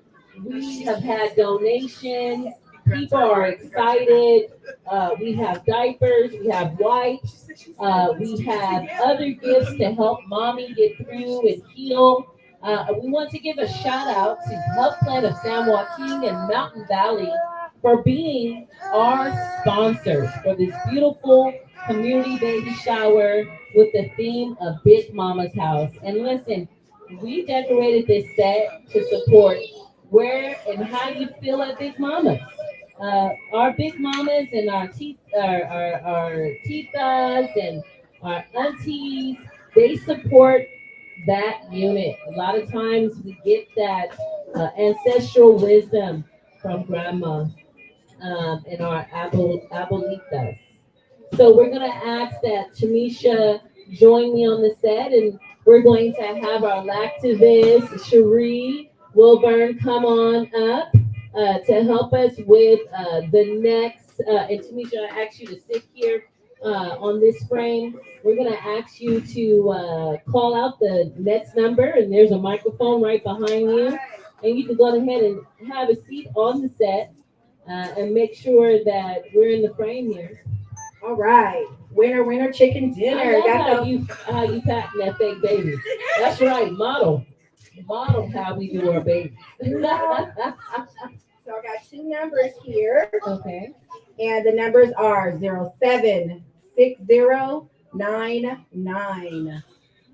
076099. Come All right, come on on down. Come on Let down. me get your gift. Let's go. Come on up. You gotta come up to the set if you don't mind. Are you shy? Okay.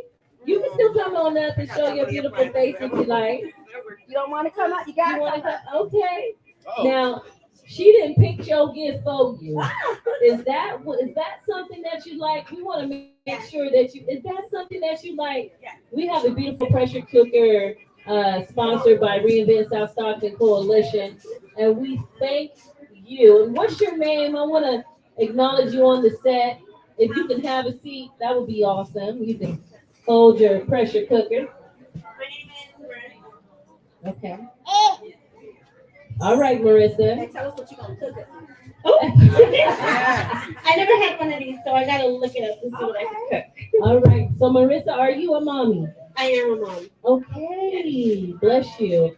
Thank you for joining our community baby shower today and being on the set. Yeah. What do you think so far about these type of events? How are they helping the community? This is the first time I've ever been to one, but it's very helpful, very resourceful of all the little stands you guys have here. And the resources that were here? Yeah. And so what do you think about how we're coming together as women and saying what we need for our bodies and our babies? I love it. When I was pregnant, I never had any of this, so it's really nice to see that now there's something that helps people learn what they didn't know before.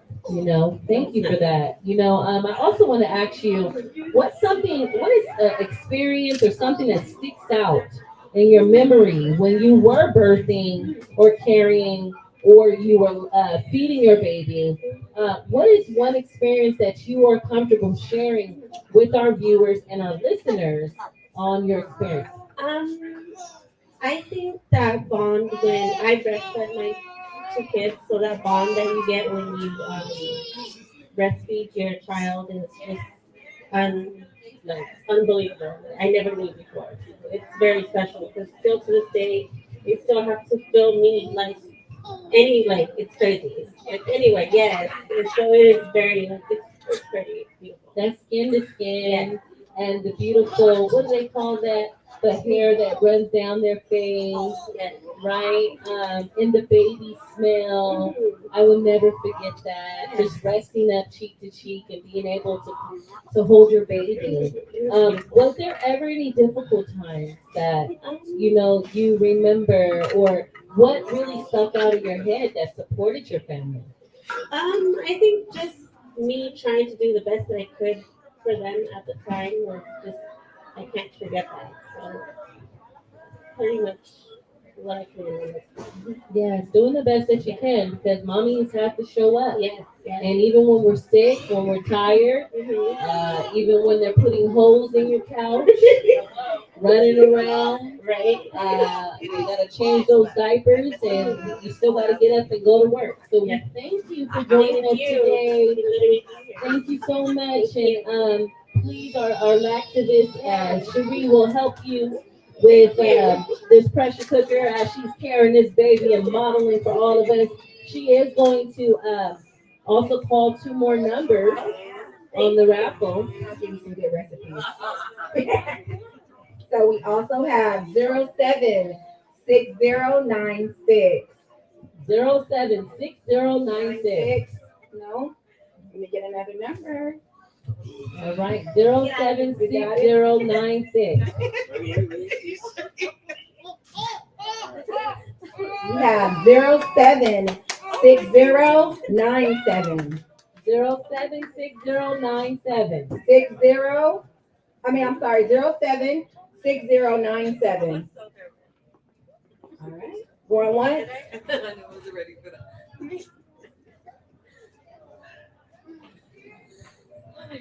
076101. That's you? All right, Yanira, go ahead and come on up. She's working hard for her money. Yes, 7 months pregnant and counting. And she's going to bless her with their gift. And so, are we at our limit, or are we going to pull another one here? No, we have more to pull. Okay, let's go ahead and pull. And let me tell you that this backpack opens up. Come in the frame. Come Come on, in the frame. Let me show you how this backpack opens up, and it's also a sleeper. Nice. So these backpacks were provided by Health Plan of San Joaquin, Mountain Valley Health Plan, and these backpacks are convertible, so it allows you to travel and put your baby inside and feel content and complete and get you out into the park, because Reinvent South Stockton is pushing park activation, and it's supportive to having our mommies in the grass, on the playground. And so sometimes we Tummy need a time. beautiful tummy time. Come on, Lactivist. So our next number is 076100. 076100.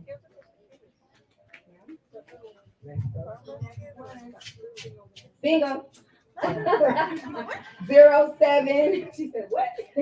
076103. All right. Yes. Come on down, Miss Donna. Miss Donna wants to pick her own gift. She's looking already. Come on, Miss Donna.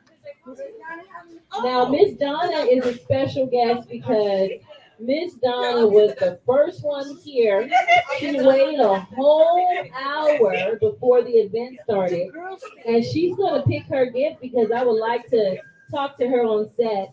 And we love to actually uplift all of our mothers and all of our babies. So, Miss Donna, please tell us about yourself. Thank you. And you can use this microphone from our Lactivist here. I'm a mother of 3, and that's my daughter over there. And I have 6 beautiful grandkids, and that's one of them right there. She's my little girl, and I'm just really happy to be and a grandma. Oh my gosh! So let me ask you, Miss Donna. I'm so glad to hear that you're happy to be a grandmother, and I wouldn't have ever thought you were a grandmother. You're aging so gracefully. Thank So you. beautiful. Can you tell me about the importance of what it means to be a grandmother to a large family? What is that sacredness there? Can you talk to us about that? Well, I think my goal is to lead by example, to always give them advice, because sometimes they need their grandma. And I'm always there for them. That's my biggest thing, being there when they need me. And I think that helps with the family, right? Yeah, And sometimes it's hard. Did you have extended family support growing up with your I- baby? did not. I had no help. I done it all myself. And I was very young. I was 18 when I had all 3 of my kids. And it was the hardest thing I ever did. So you actually had stair-step children. Mhm. So you had them back to back. I So had- you had them every 11 months. I had a crawler, I had a walker, and I had a newborn in my arms Ooh. at the age of 18. At the age of 18. Mhm. And so, have you always lived in Stockton? No, I'm a native of San Jose, California. All right, San Jose in the house. But now we're part of Stockton. Come on, all right. We say Stockton's our home now because I've been here since 2016. Yes. So Stockton's our home. Stockton's are, thank you for orienting to Stockton and wanting to be here and contribute. Stockton's been good to us. They have so many programs and so many things that help you that I'm I have no words. It's just so much, you know, I've never seen so much help Okay. in the And where are you going for your help? Can you tell some of our viewers? for my help. I've gone to, partnership over here. Okay. Community partner. Community partners. I've gone to WorkNet. Yes, I've work gone to, what's that other program? I go to so many programs. Yes. I go to food banks to help me when I needed it. And so how are you navigating these services? What would you tell the viewer or the listener about navigating services when you don't have any support? You just need to look for them and listen to what other people say, because other people are talking about what they're going through, and you can ask a question and they'll help you. I love that. So building that community trust, connecting, communicating to our stakeholders and our trust builders to get valuable information that's going to help us. Also, programs like yours that brings this to the community, Okay. and when our own housing does something for the community Yes. and brings a lot of resources, helps us a lot. I love it. So you are actually a native of this housing community. Yes, I live in Sierra Vista. I'm Ashe. fortunate to live in the new beautiful apartments. Thank you. Thank you for coming. Thank you. Thank you for being with us. And I liked being number one. I love it, Donna. Thank you so much. We appreciate you. Thank you. And thank you. And we're gonna turn here. Hello, Miss Turner. You're back again. You're gonna be sharing. Teach us how to breastfeed. Hold on now. Now, when the first time I heard this song, let me talk about it. Let's talk about it. I said, teach me how to breastfeed. Teach me how to breastfeed. Everybody does it. Everybody does it. I'm gonna play it on the set because it's the cutest little song. And can we watch it on YouTube? Is that where you watch Yes, it? you can find it on YouTube. So I have to give a shout out to one of my colleagues, my folks in Alameda County, because listen, we do things live, right? So this Tonifer is a lactation consultant in Alameda County. And way back when we first were breastfeeding peer counselors and barely becoming lactation consultants, she decided to write a rap. She actually is a recording artist, and so she decided to write a rap because she's a lactation consultant peer counselor, and she's like, you know what, we gonna teach her how to breastfeed. So I have to give a shout out to her. This is her jam. This is her song, her baby. Brandy Gates, I have to give a shout out to her. Those are another one of my sisters from Alameda County. We kind of grew up in this work together. So I say it that way. All right. So 20 years. this is the song. Here we go. Hey. All right, y'all. And you can just kind of get it.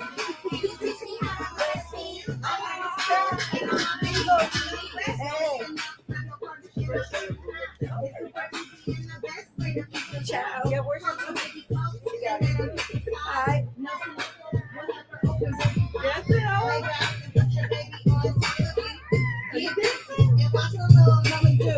If he's alright, it shouldn't hurt you. Don't worry if the other side starts too. When you feed her, don't worry, cause baby girl knows just what to stop. Skin is skin. Get your baby nice and warm. Cross tail, support your baby in your arms. It may take time, but be patient. Feed her in the middle, keep that baby patient. Teach me how to breastfeed. Teach me how to breastfeed. Teach me how to breastfeed. Teach me how to breastfeed. All the babies love it. All the babies love it. All the babies love it. You ain't messing with my breast, girl. Teach me how to breastfeed. Teach me how to breastfeed. Teach me how to breastfeed. Teach me how to breastfeed. All the babies love it. All the babies love it. All the babies love it. You ain't messing with my breast, girl. Feel relax the vitamins for some new protection that only you can get. The first milk we call it liquid gold, perfect for a newborn. That's only one day old. It's super sticky and it's thick like. All right. Okay. So when she listen, we were at our first community lactation baby shower. And Miss Tamisha Turner actually came up onto the panel discussion And I heard teach me how to what I thought was the Dougie. I said, why are we doing the Dougie at the community baby shower? What are we supposed to be doing here? But it was actually teaching me how to breastfeed. It was. And tell me why this type of cultural connectedness and just with the hip hop and all of that, teach us old folks. Why is that important? Why is that important? It's a cultural thing. Okay. We are artistic in our community. The Black community is artistic. We love the arts. We are creatives. And those things speak to us. And it's not just about the younger generation, because listen, I'm years old. And I love how you said that. You're this old. yeah. The importance of actually having that and having others and having a multi-generational approach really supports the family unit. It does. It does. And so tell us what about your power talk.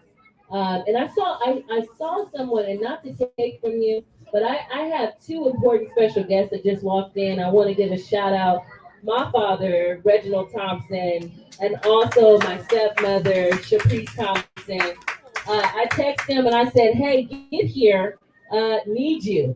And they showed up. They're all the way from Texas. I love them.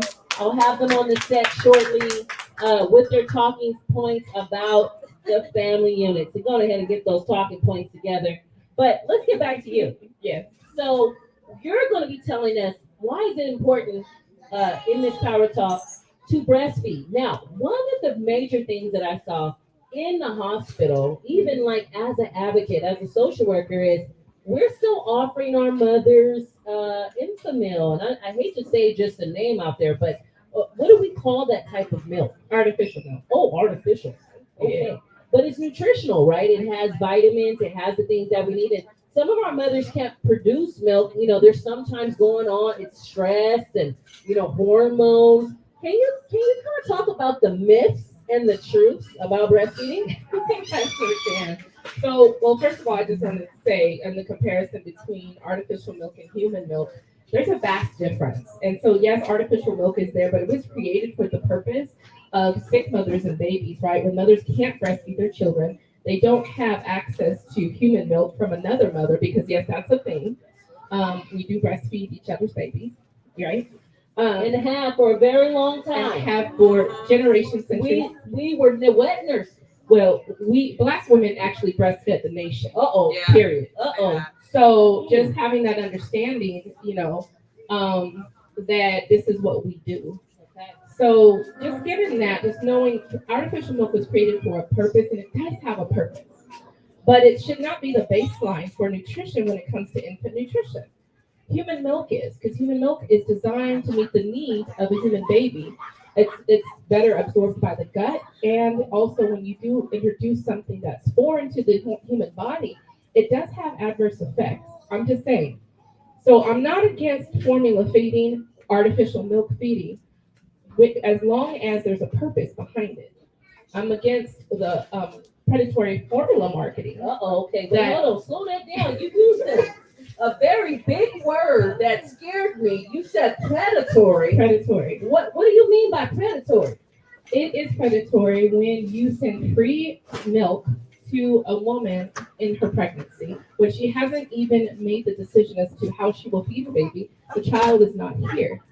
So you're giving them something, and it's we love free stuff, right? We love free stuff. It's in this market. Listen, Right. I needed milk. I was stressed. My milk wasn't coming in with the last baby. I had a baby right in COVID. Right. And I remember now they're locking up all the breast milk, the can artificial milk. They're about $30 a can. $30, $40 or more. Right? Yeah. So breastfeeding actually is fiscally responsible for your pocketbook. Economically responsible, environmentally responsible as well. Okay.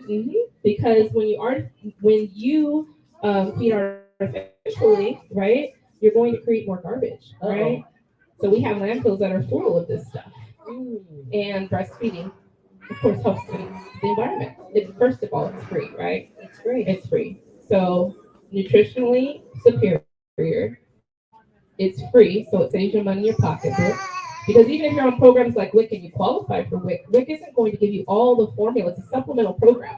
So it's not going to give you all the formula that your baby needs. But the marketing that you get prenatally and early postpartum, they don't tell you that if you make the decision to artificial feed or to formula feed that early on, and you don't give an opportunity for your milk supply to be established, then now they have you a customer for at least a full year. Wow, okay. At least $40 a can every few days or so that you have to purchase. And I remember the days where WIC supported, and WIC was actually started, a lot of people don't know, with the Black Panther Party. People think it was started by the state of California, but the Black Panther Party had these initiatives and had these resources in their communities to support what was happening, what they saw. And we had doctors, we had skilled nurses. And so tell us the difference between just a regular person that talks about lactation, nutrition, and what you do. So tell us what that is. All right. So I'm actually an international board certified lactation consultant, also known as the IBCLC. It's the only international board certification out there. And basically we do the clinical management of breastfeeding. So I work with moms and babies that have breastfeeding difficulties and challenges. Sometimes they might have different issues with like their oral structure, like babies with tongue tie, or maybe they might have like cleft lip or palate. I have moms with issues like diabetes, hormone disorders, a lot of different things that can happen in the birthing experience as well can affect breastfeeding. So I have moms that have concerns with supply, going back to work. We do a full spectrum of care it's holistic spectrum of care when it comes to the breastfeeding diet. And so the difference between what I do and the knowledge base and experience that I have versus somebody that, just knows about breastfeeding or has a personal experience with breastfeeding is one, the clinical experience, and then the education, and then also the certification. So. Okay, so you have all this certification. Where do we find you? Where do we find me? Yes. And how do we ask for you? You can find me at Flourishing Family. That's right. I am over there too. All of the places in Stockton, I'm just playing. Flourishingfamilies.org. So www.flourishingfamilies.org. I am the co-founder of Flourishing Families, which is a nonprofit 501c3 here in San Joaquin County that is focused on Black maternal and infant health with a lactation focus. You can actually email me at flourishingfamilies@gmail.com as well. I love it. Flourishing Families Incorporated, right? Yes. INC@gmail.com. And they're located at the Huddle Co-workspace. And so they are the consultants that support the community lactation room. You can connect, you can use that community lactation room Monday through Friday, anytime. All you have to do is come down to Huddle at 110 North San Joaquin Street, and that's Stockton, California. You'll be able to meet with Tamisha and her team. We want to shout out to your co-founder, Erica Dorsey. If you're watching, we love you, Erica. Mwah. I have a few more. Go ahead and shout out. I'm sorry, I just got to shout out my sisters and my people that have supported me too.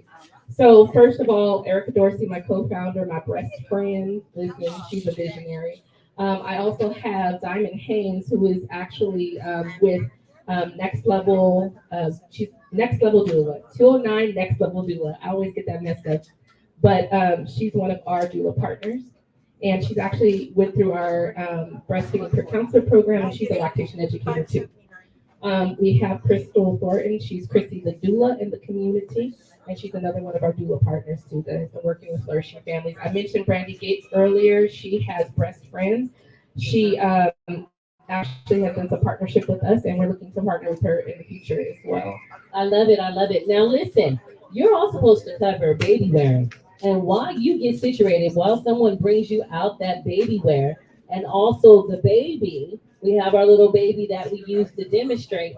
We're going to pull another raffle. That's okay. So we're going to get you situated. with your baby wearing device, and also we're going to talk about that. And we're going to talk about the essence of why we baby wear and the importance of it. And I know it's really contributing to a lot when it comes to our preemie babies as well. We have to have that skin to skin touch. It really supports.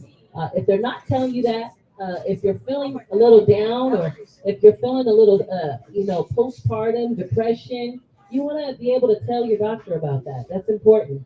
So we're going to ask them to come in the frame, and you're going to tell us from point to point, and we're going to ask you to come in the frame with where I'm at, and talk about how to baby wear. So I see you have your purse still attached. Now, are we allowed to wear our purse when we baby wear? I don't know. Will it strain the baby? Okay. Okay, so you're going to talk in the mic for our streaming family. So we want to remember that. Now, would you like for me to hold your mic while you demonstrate? If you could please, Yes. that'd be great.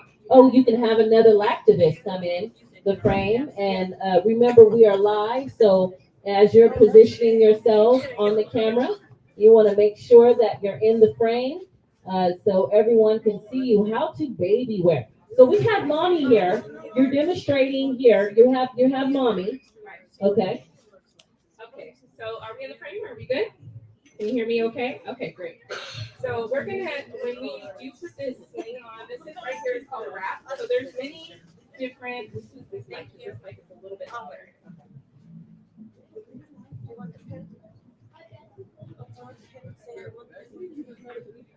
Okay, does that work? Yep, that's better. Okay, so no, take one step back real quick so I can see. We're gonna put baby to the side. And we're actually going to do a wrap. So there are many different ways to baby wear. There are wraps, there are slings, which you'll see they're like one piece of fabric with two rings. You see a lot of infant carriers that are out there too, ergos, all kinds of different stuff. So this right here is a wrap, okay? It's really just one long piece of fabric. And it depends on the different types of fabric. This one is a jersey knit, so it's a lot it's stretchable, it's kind of breathable. And also, you can get those that are like knit, which also stretch.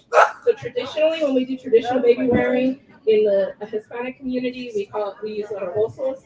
And in the, in our community, in the Black community, we have woven, kente cloth sometimes we use, woven fabrics. So if you can you demonstrate, are you going around the waistline right now? Mm-hmm. Okay, so you're gonna just kind of, with this wrap, you wanna start with, there's always a tag in the middle, so it kind of shows you where you wanna place it. So you can turn this way. There we go.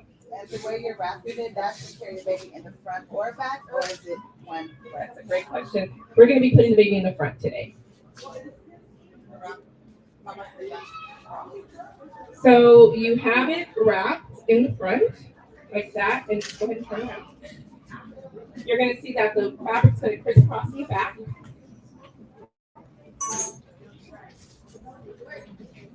And you wanna make sure that it's nice and tight. So go ahead and pull on those in the front. Pull them tight. There you go. Yeah, a little bit of give, a little bit of give. Right.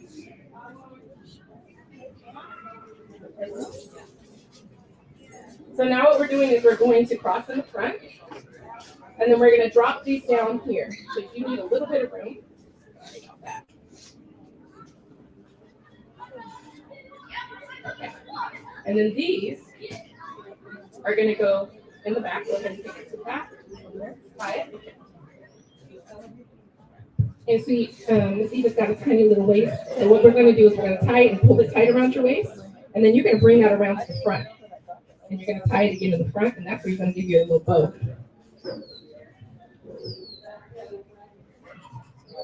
And listen, I would be confused, and the baby I don't know if the baby would be in the floor. Where should the baby be when I'm tying myself up like this? I just want to know. In her favorite TT's arms. Okay. In her favorite TT's arms. Or if you're not, right. So if you're not with somebody, then you just place the baby on a safe surface. Okay. So whether that be like in a bassinet or in the crib or And am I placing the baby on his back or his tummy It's gonna be on their, they're gonna be on their back. Okay, thank you.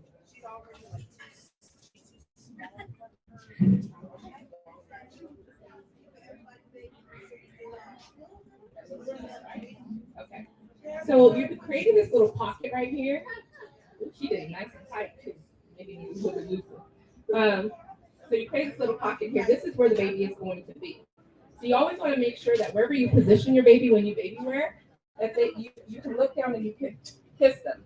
You have to be able to see their nose. You have to be able to see their mouth.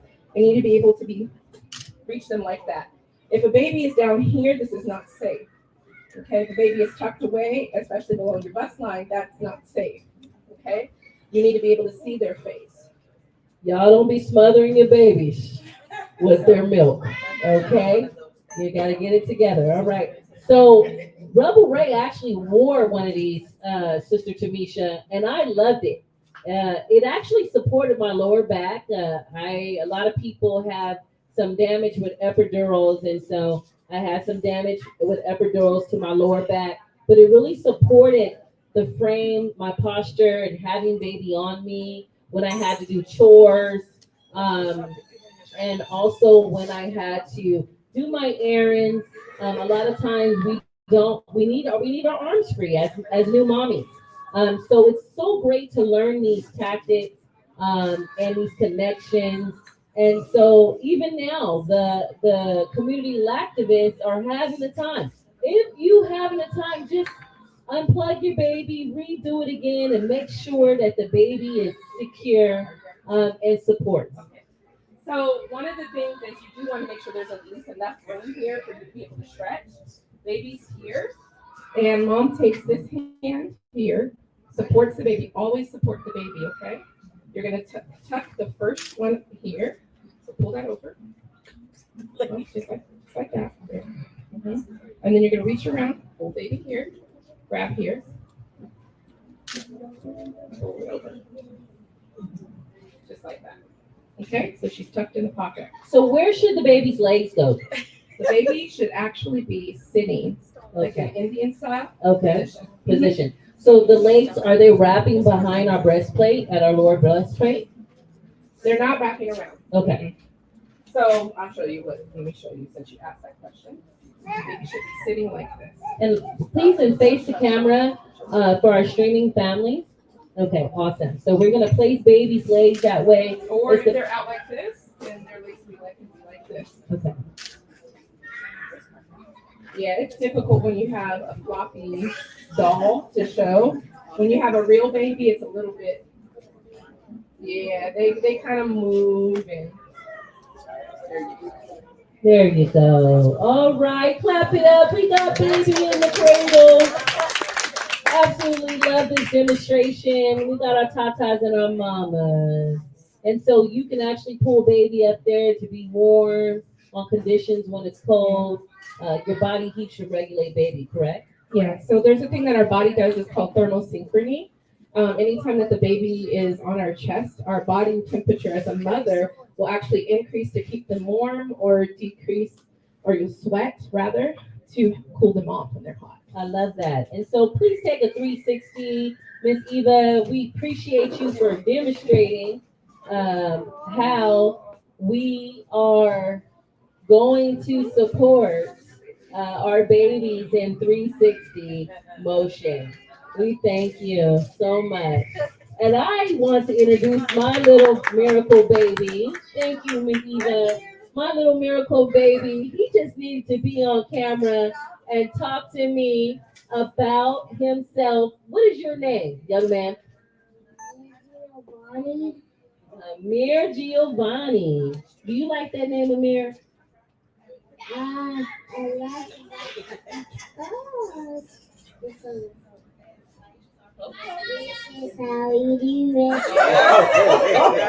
Okay, you starting to sing. I love you, Amir. And so I'm gonna bring you to your grandparents back there. They're back there. We love you. We're gonna make sure you have everything. That was the baby that I survived placenta previa and hemorrhaged out in COVID. And so I tell that story. He's very endear to me. And I love him. He's so smart. And so we're going to have a game. Do we have a game or 2 raffle prizes? Okay, so we have 2 more raffle prizes. I'm going to be looking at my agenda and talking to our committee here on who we're going to be bringing up for our next talk. And so, what do we have here, Miss Lactivist? What we have is how many gumdrops are in the jar. All right. So everyone had to guess as they came in how many gumdrops were in the jar. And it's actually 249 gumdrops in the jar. 249. And Who's the closest? somebody guessed 250. Wow. Michelle? Michelle, come on up. The price is right. Oh, it's Alyssa. Oh, why nothing? Alyssa, is it you? Alyssa. Alyssa, you won again. We love it. And you have the gun gun. Thank you. Thank you so much. We have another 076090.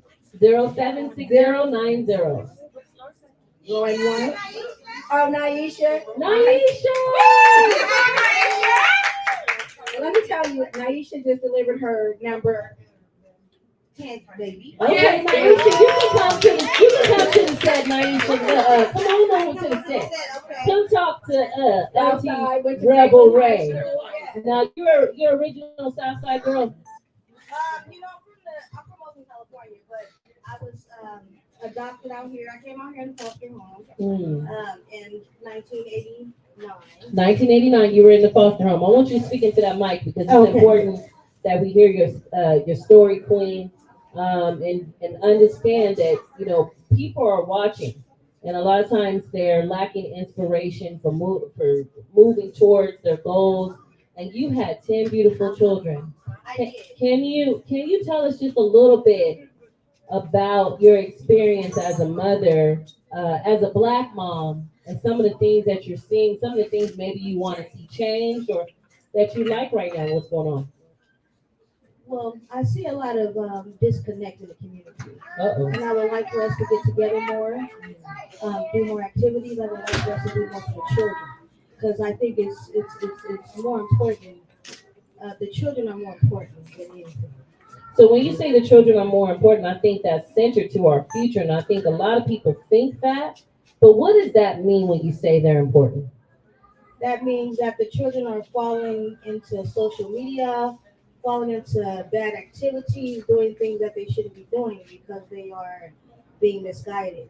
So we need more guidance. More guidance. Now, I also talk about the importance of the elders being the pillars of the family and the foundation of the family, and how we bring in that educational piece.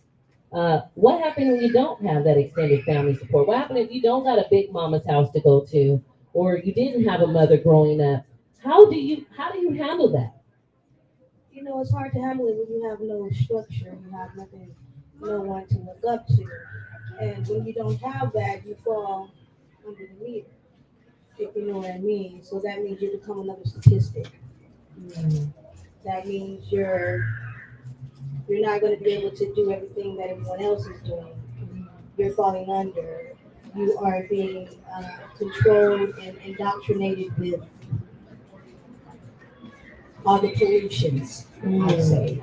Pollutions Of the internet, social media, the world, and the streets. You know, we don't have Big Mama anymore. You know, we need Big Mama. We need Big Mama's our structure. Big Mama tell you. Big Mama tell you to go get that castor oil. You know what I'm saying? That good black soap. That baking soda. Scrub those knees. That stuff. So we Big Mama gives you the story, the history. You know, Big Mama can tell you what her mother did. And then when you don't have Big Mama, then you have no family structure, and then you can't do anything. So you don't have no family structure. Is that like that in every family, or is it predominantly what we're seeing in the Black family unit? Because we're not really seeing our men in ways, because they're in the system. They're in those pollutions that we often see, whether it be to their own liking or to their liking what could you say to our men to show up, or even our individuals that are taking on those roles?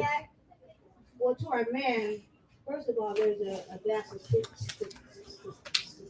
Statistics. you know, out there saying that our men, they don't care about our children, they don't love their children, they're caught up in the jail because they want to be there. But no, our men actually love their children. You can say it again. Hold on. Our men actually love their children. I had to give her our mic. Our men actually love our children. Our children, and they get caught up in the system because of the way things are. They're not able to provide, so they have to do things To take provide. care of their family. So what I'll say is, once we start treating each other with respect, once we start treating the men how they're supposed to be treated, see, the way we're being treated out here in society, it condemns us. It makes it to where we can't be who we really are. So the problem is, we're not being taught correctly. We're not being taught correctly. And so we it's don't have sim- big mamas to hand down those hand-me-downs because they've stripped away, they've destroyed the family. Now So you we told need to me bring you the told family me back that you together. you told me not to cut you off, my queen. You told me that you grew up in CPS. Okay, how did that affect you, and your ability also to be a loving, present mother? Well, when I got stripped away from my family, which was in Oakland, California, I became strangers, so I had to adapt, and it was hard. It was lonely. It was detrimental. You know, it broke my heart. It made me feel like I don't have my family. I don't know who my family is. I can't find them. So, so And that's your truth. right. Mm. It Yeah, was to build your own. it was a disgusting journey. Mm. You know, when you break up the family, you destroy the whole unit. When you break up the family, you what? You destroy the whole unit. You destroy the whole unit. And I think that's why we have to fight. We have to fight for the disproportionate rights. Everyone doesn't come back. Yes. Come back. You know, Right. it's not an easy. It's the resilience of the roots too, and which you come from, and the foundation. Correct. And we talk about that on the Prune Tree podcast. Why that is, and why the soil and the ecosystem of the person has to support where the person is going. I want to thank you for this courageous conversation. I put you right on Courageous Street. But I thank you for rolling with me, catching the vibe, understanding the assignment. You came in, Queen. I saw you. I said, let's go. Let's go. That's what I'm talking about. Let's go. So I thank you. I hope you were honored in a good way. Did they bring you your raffle prize? I'm sure I'll get it shortly. I love it. I love it. So let's go ahead and get her. And what raffle prize that you desire over there that really speaks to you that you would like to either take home or bless someone with? And again, it always takes the extended family support to bless someone and connect. Okay, the gray package. And so is that the one that's laying on the table there?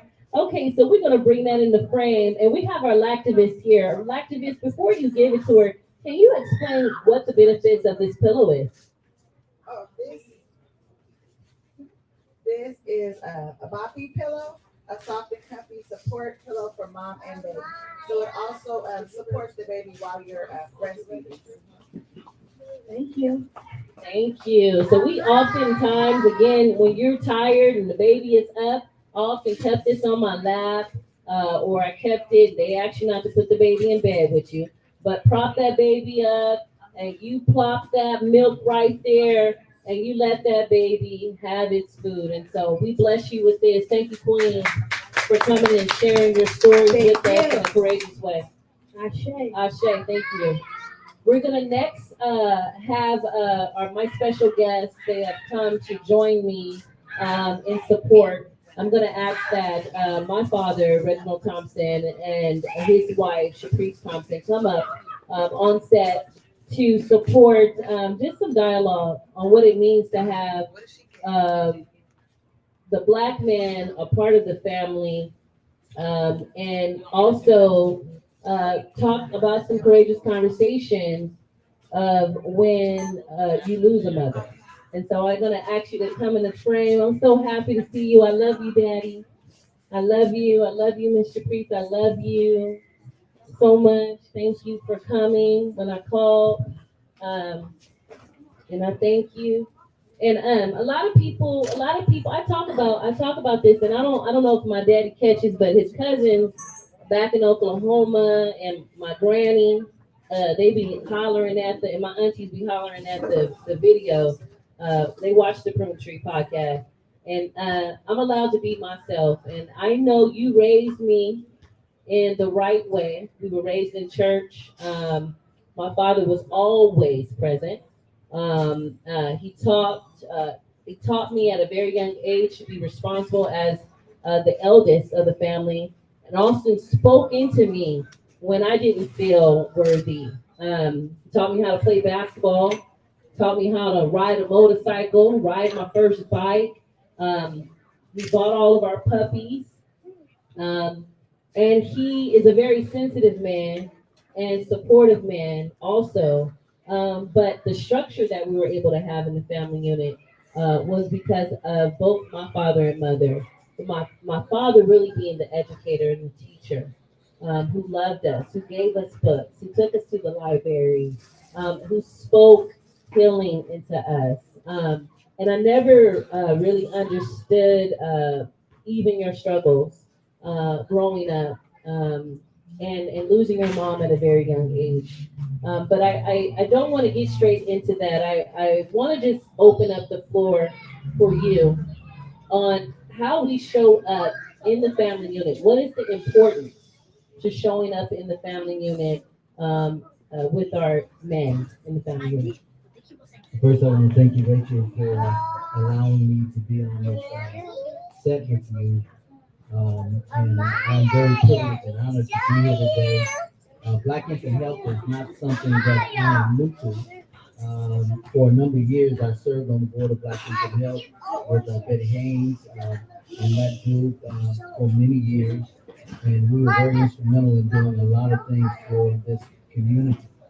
And I want to say something that's very important, that men, especially cultured men of African American men of this community, they're very important in the relationship between this family. It's been a struggle over the many years, and there's always been a separation that has been put forward for the Black man, even going back to struggles of slavery.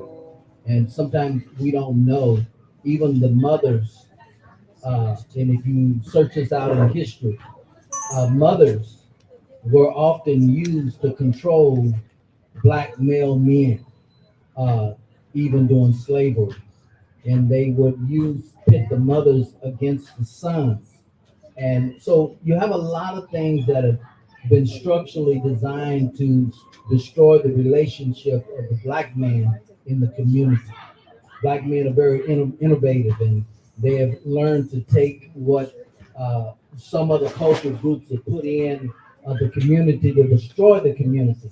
And they've taken those things, and they have made an economic situation out of it. But getting back to the basics, that every child needs a male in their life. The mothers, and often I've heard talked about Big Mama. I had my grandmother and my nana, that was my mother's mother. They lived across the street from each other. So they were two different types of structures. When you went to my daddy's mother's house, which was grandmother, you could go over her house and run straight to the kitchen. You could raid the stove, because she always cooked breakfast for my grandfather. And you could get into the refrigerator without asking. But if you went over to Nana's house, you came over to her house, you had to ask to go into the refrigerator. You couldn't sit on the sofa because you was outside sweating, so you had to sit on the floor.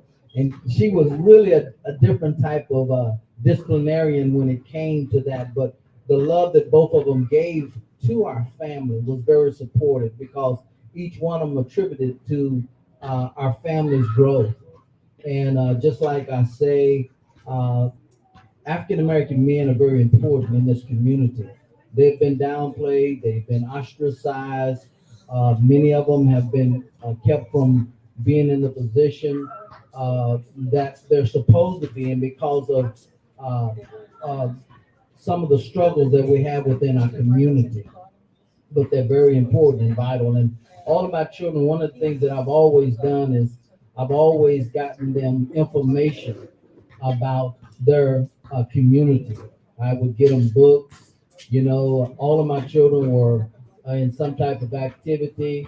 I had basketball players. I've had football players.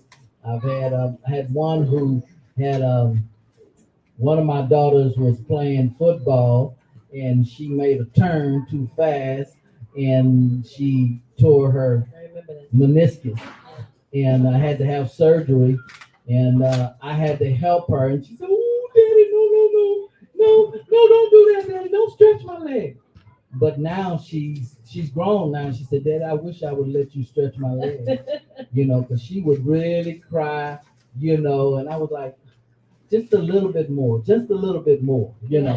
But That encouragement is real. yeah. So I really, really the experiences of being in the family and encourage them. Every day was not peachy. There was times that we went through a struggle. Sometimes we've had our lights turned off, but they wasn't turned off, but maybe for a day or so. But because I had to go and do what I had to do to make sure that we were able to be provided for. And I think every family at some point struggles with that and has to deal with that. And, growing up for me, I have 6 siblings. And growing up for me, my mother, at the age of, I was 15, almost 15, and doing a surgery after my baby brother was born. She died on the operating table for 8 minutes.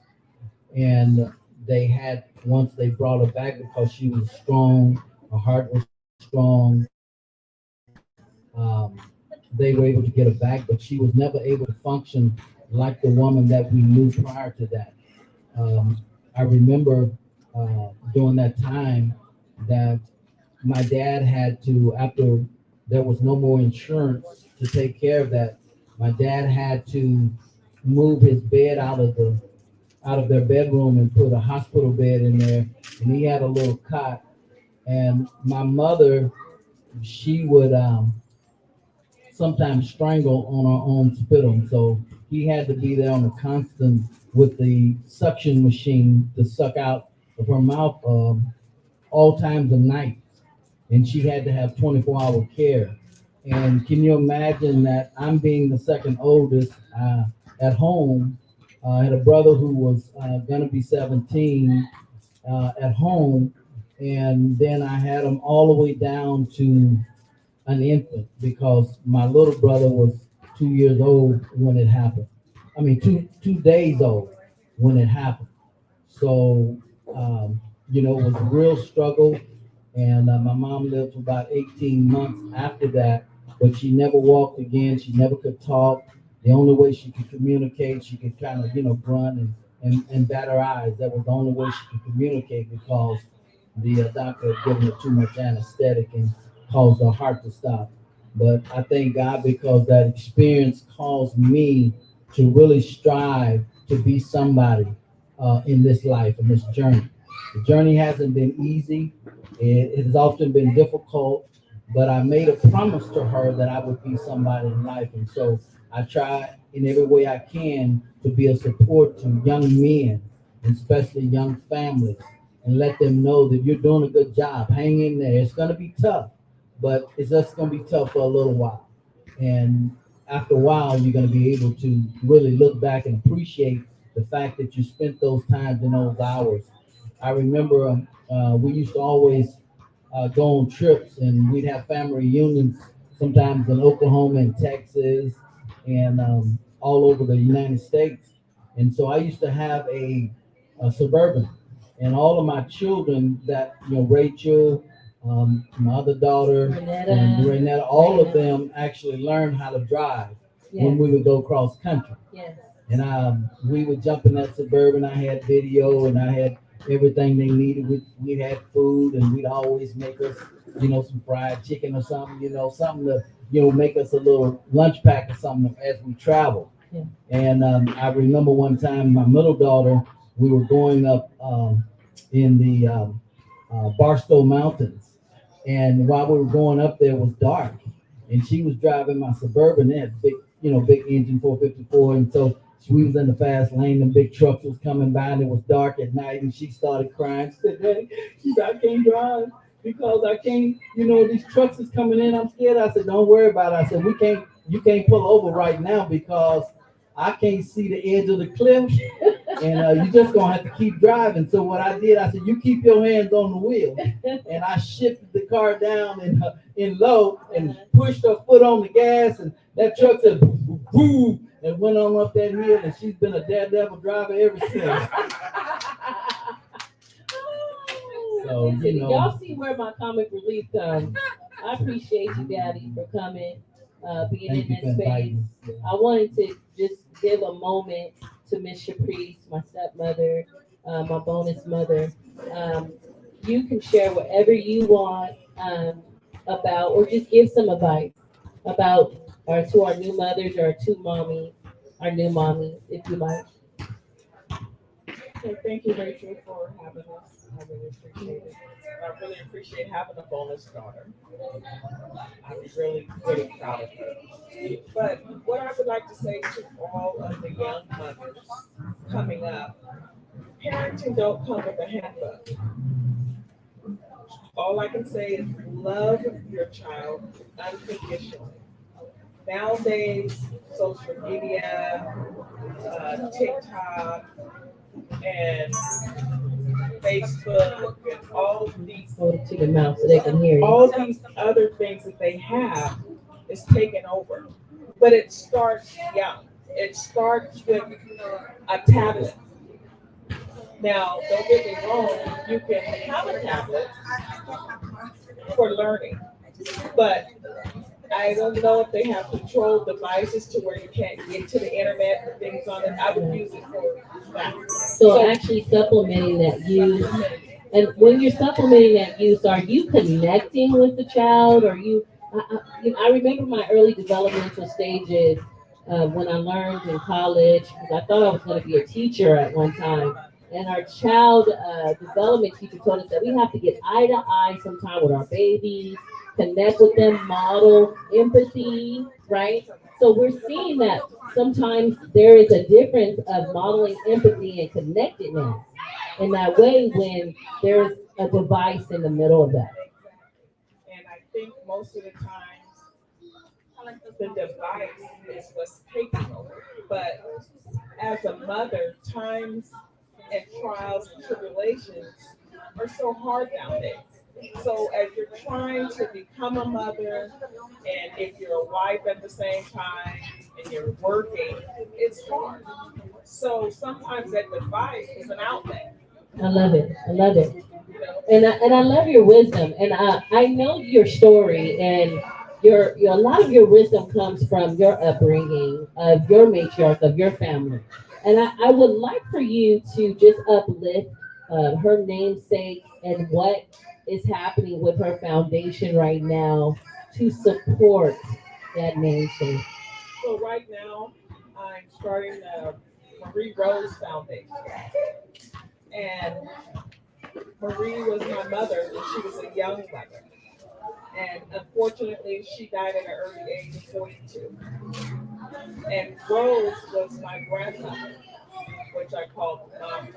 And that's where I got a lot of training and a lot of hands-on and a lot of scriptures and a lot of blessings. And she told me how to pray and what to do and what not to do. And so losing my mother at such a young age, I didn't get to really get a lot of advice from my mother, because actually my mother was a very young mother. She had me at a young age, so we were only 16 years apart.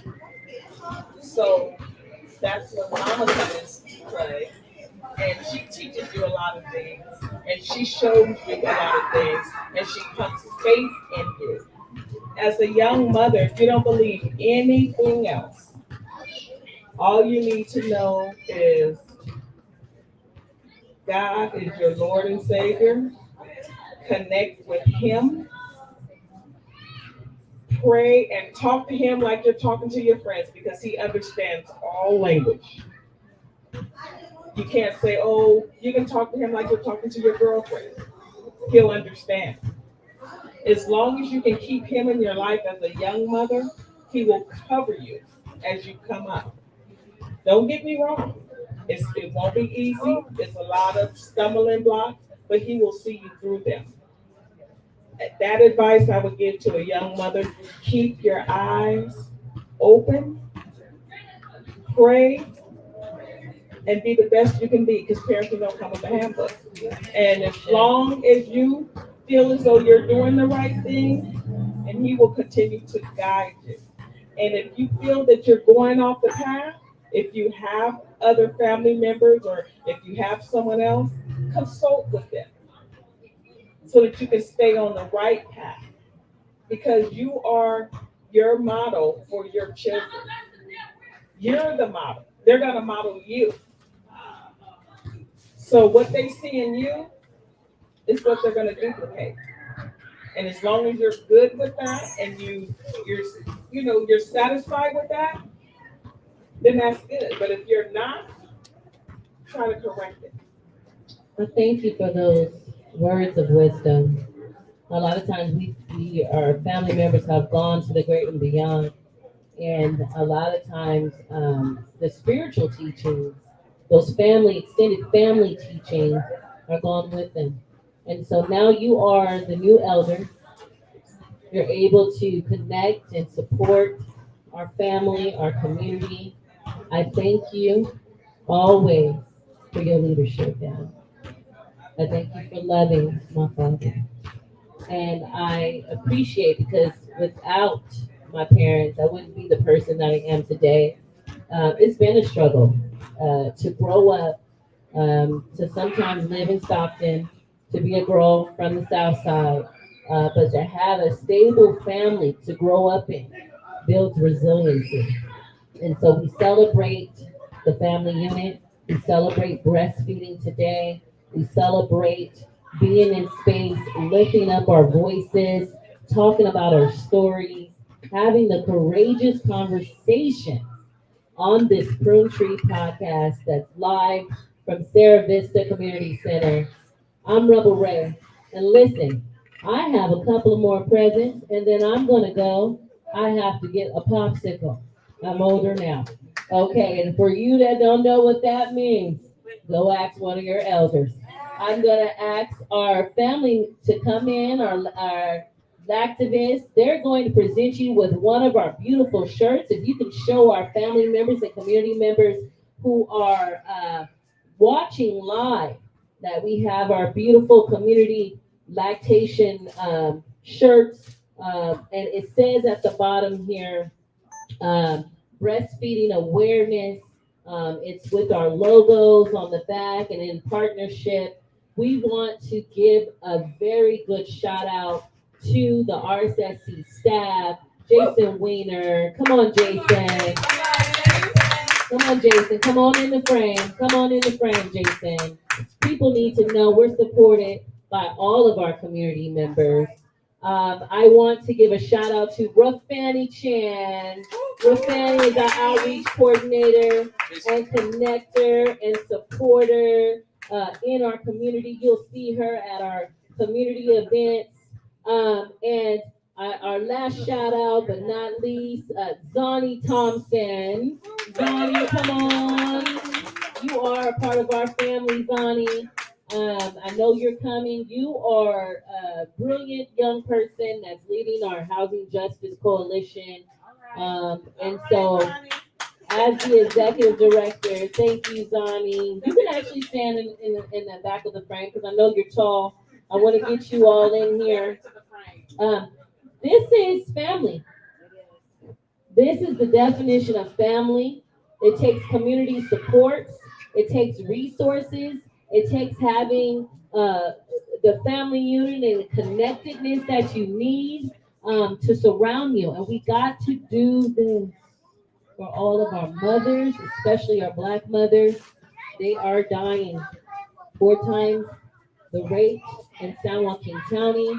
We're doing this to build awareness.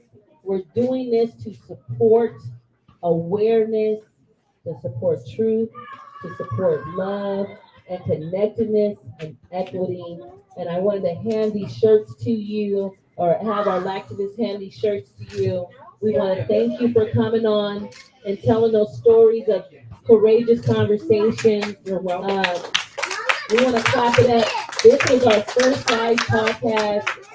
When our activists came to me and said, "Hey, Rebel Ray, we love you. Let's do a podcast." I said, "Okay." And it takes a lot. I want to give a shout out to Mayfair Management, my marketing management team that supports the Prune Tree podcast and our live stream. You're doing a wonderful job. I want to thank my family that's in the back of that camera. I have family everywhere.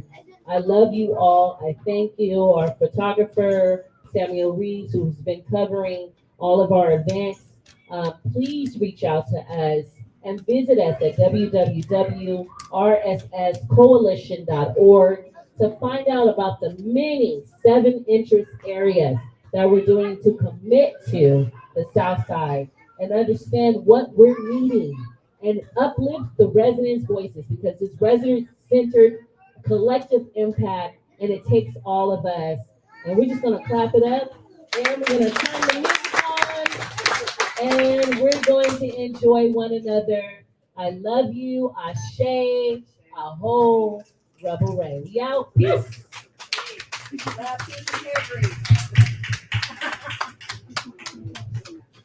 All right. I want to make sure that we're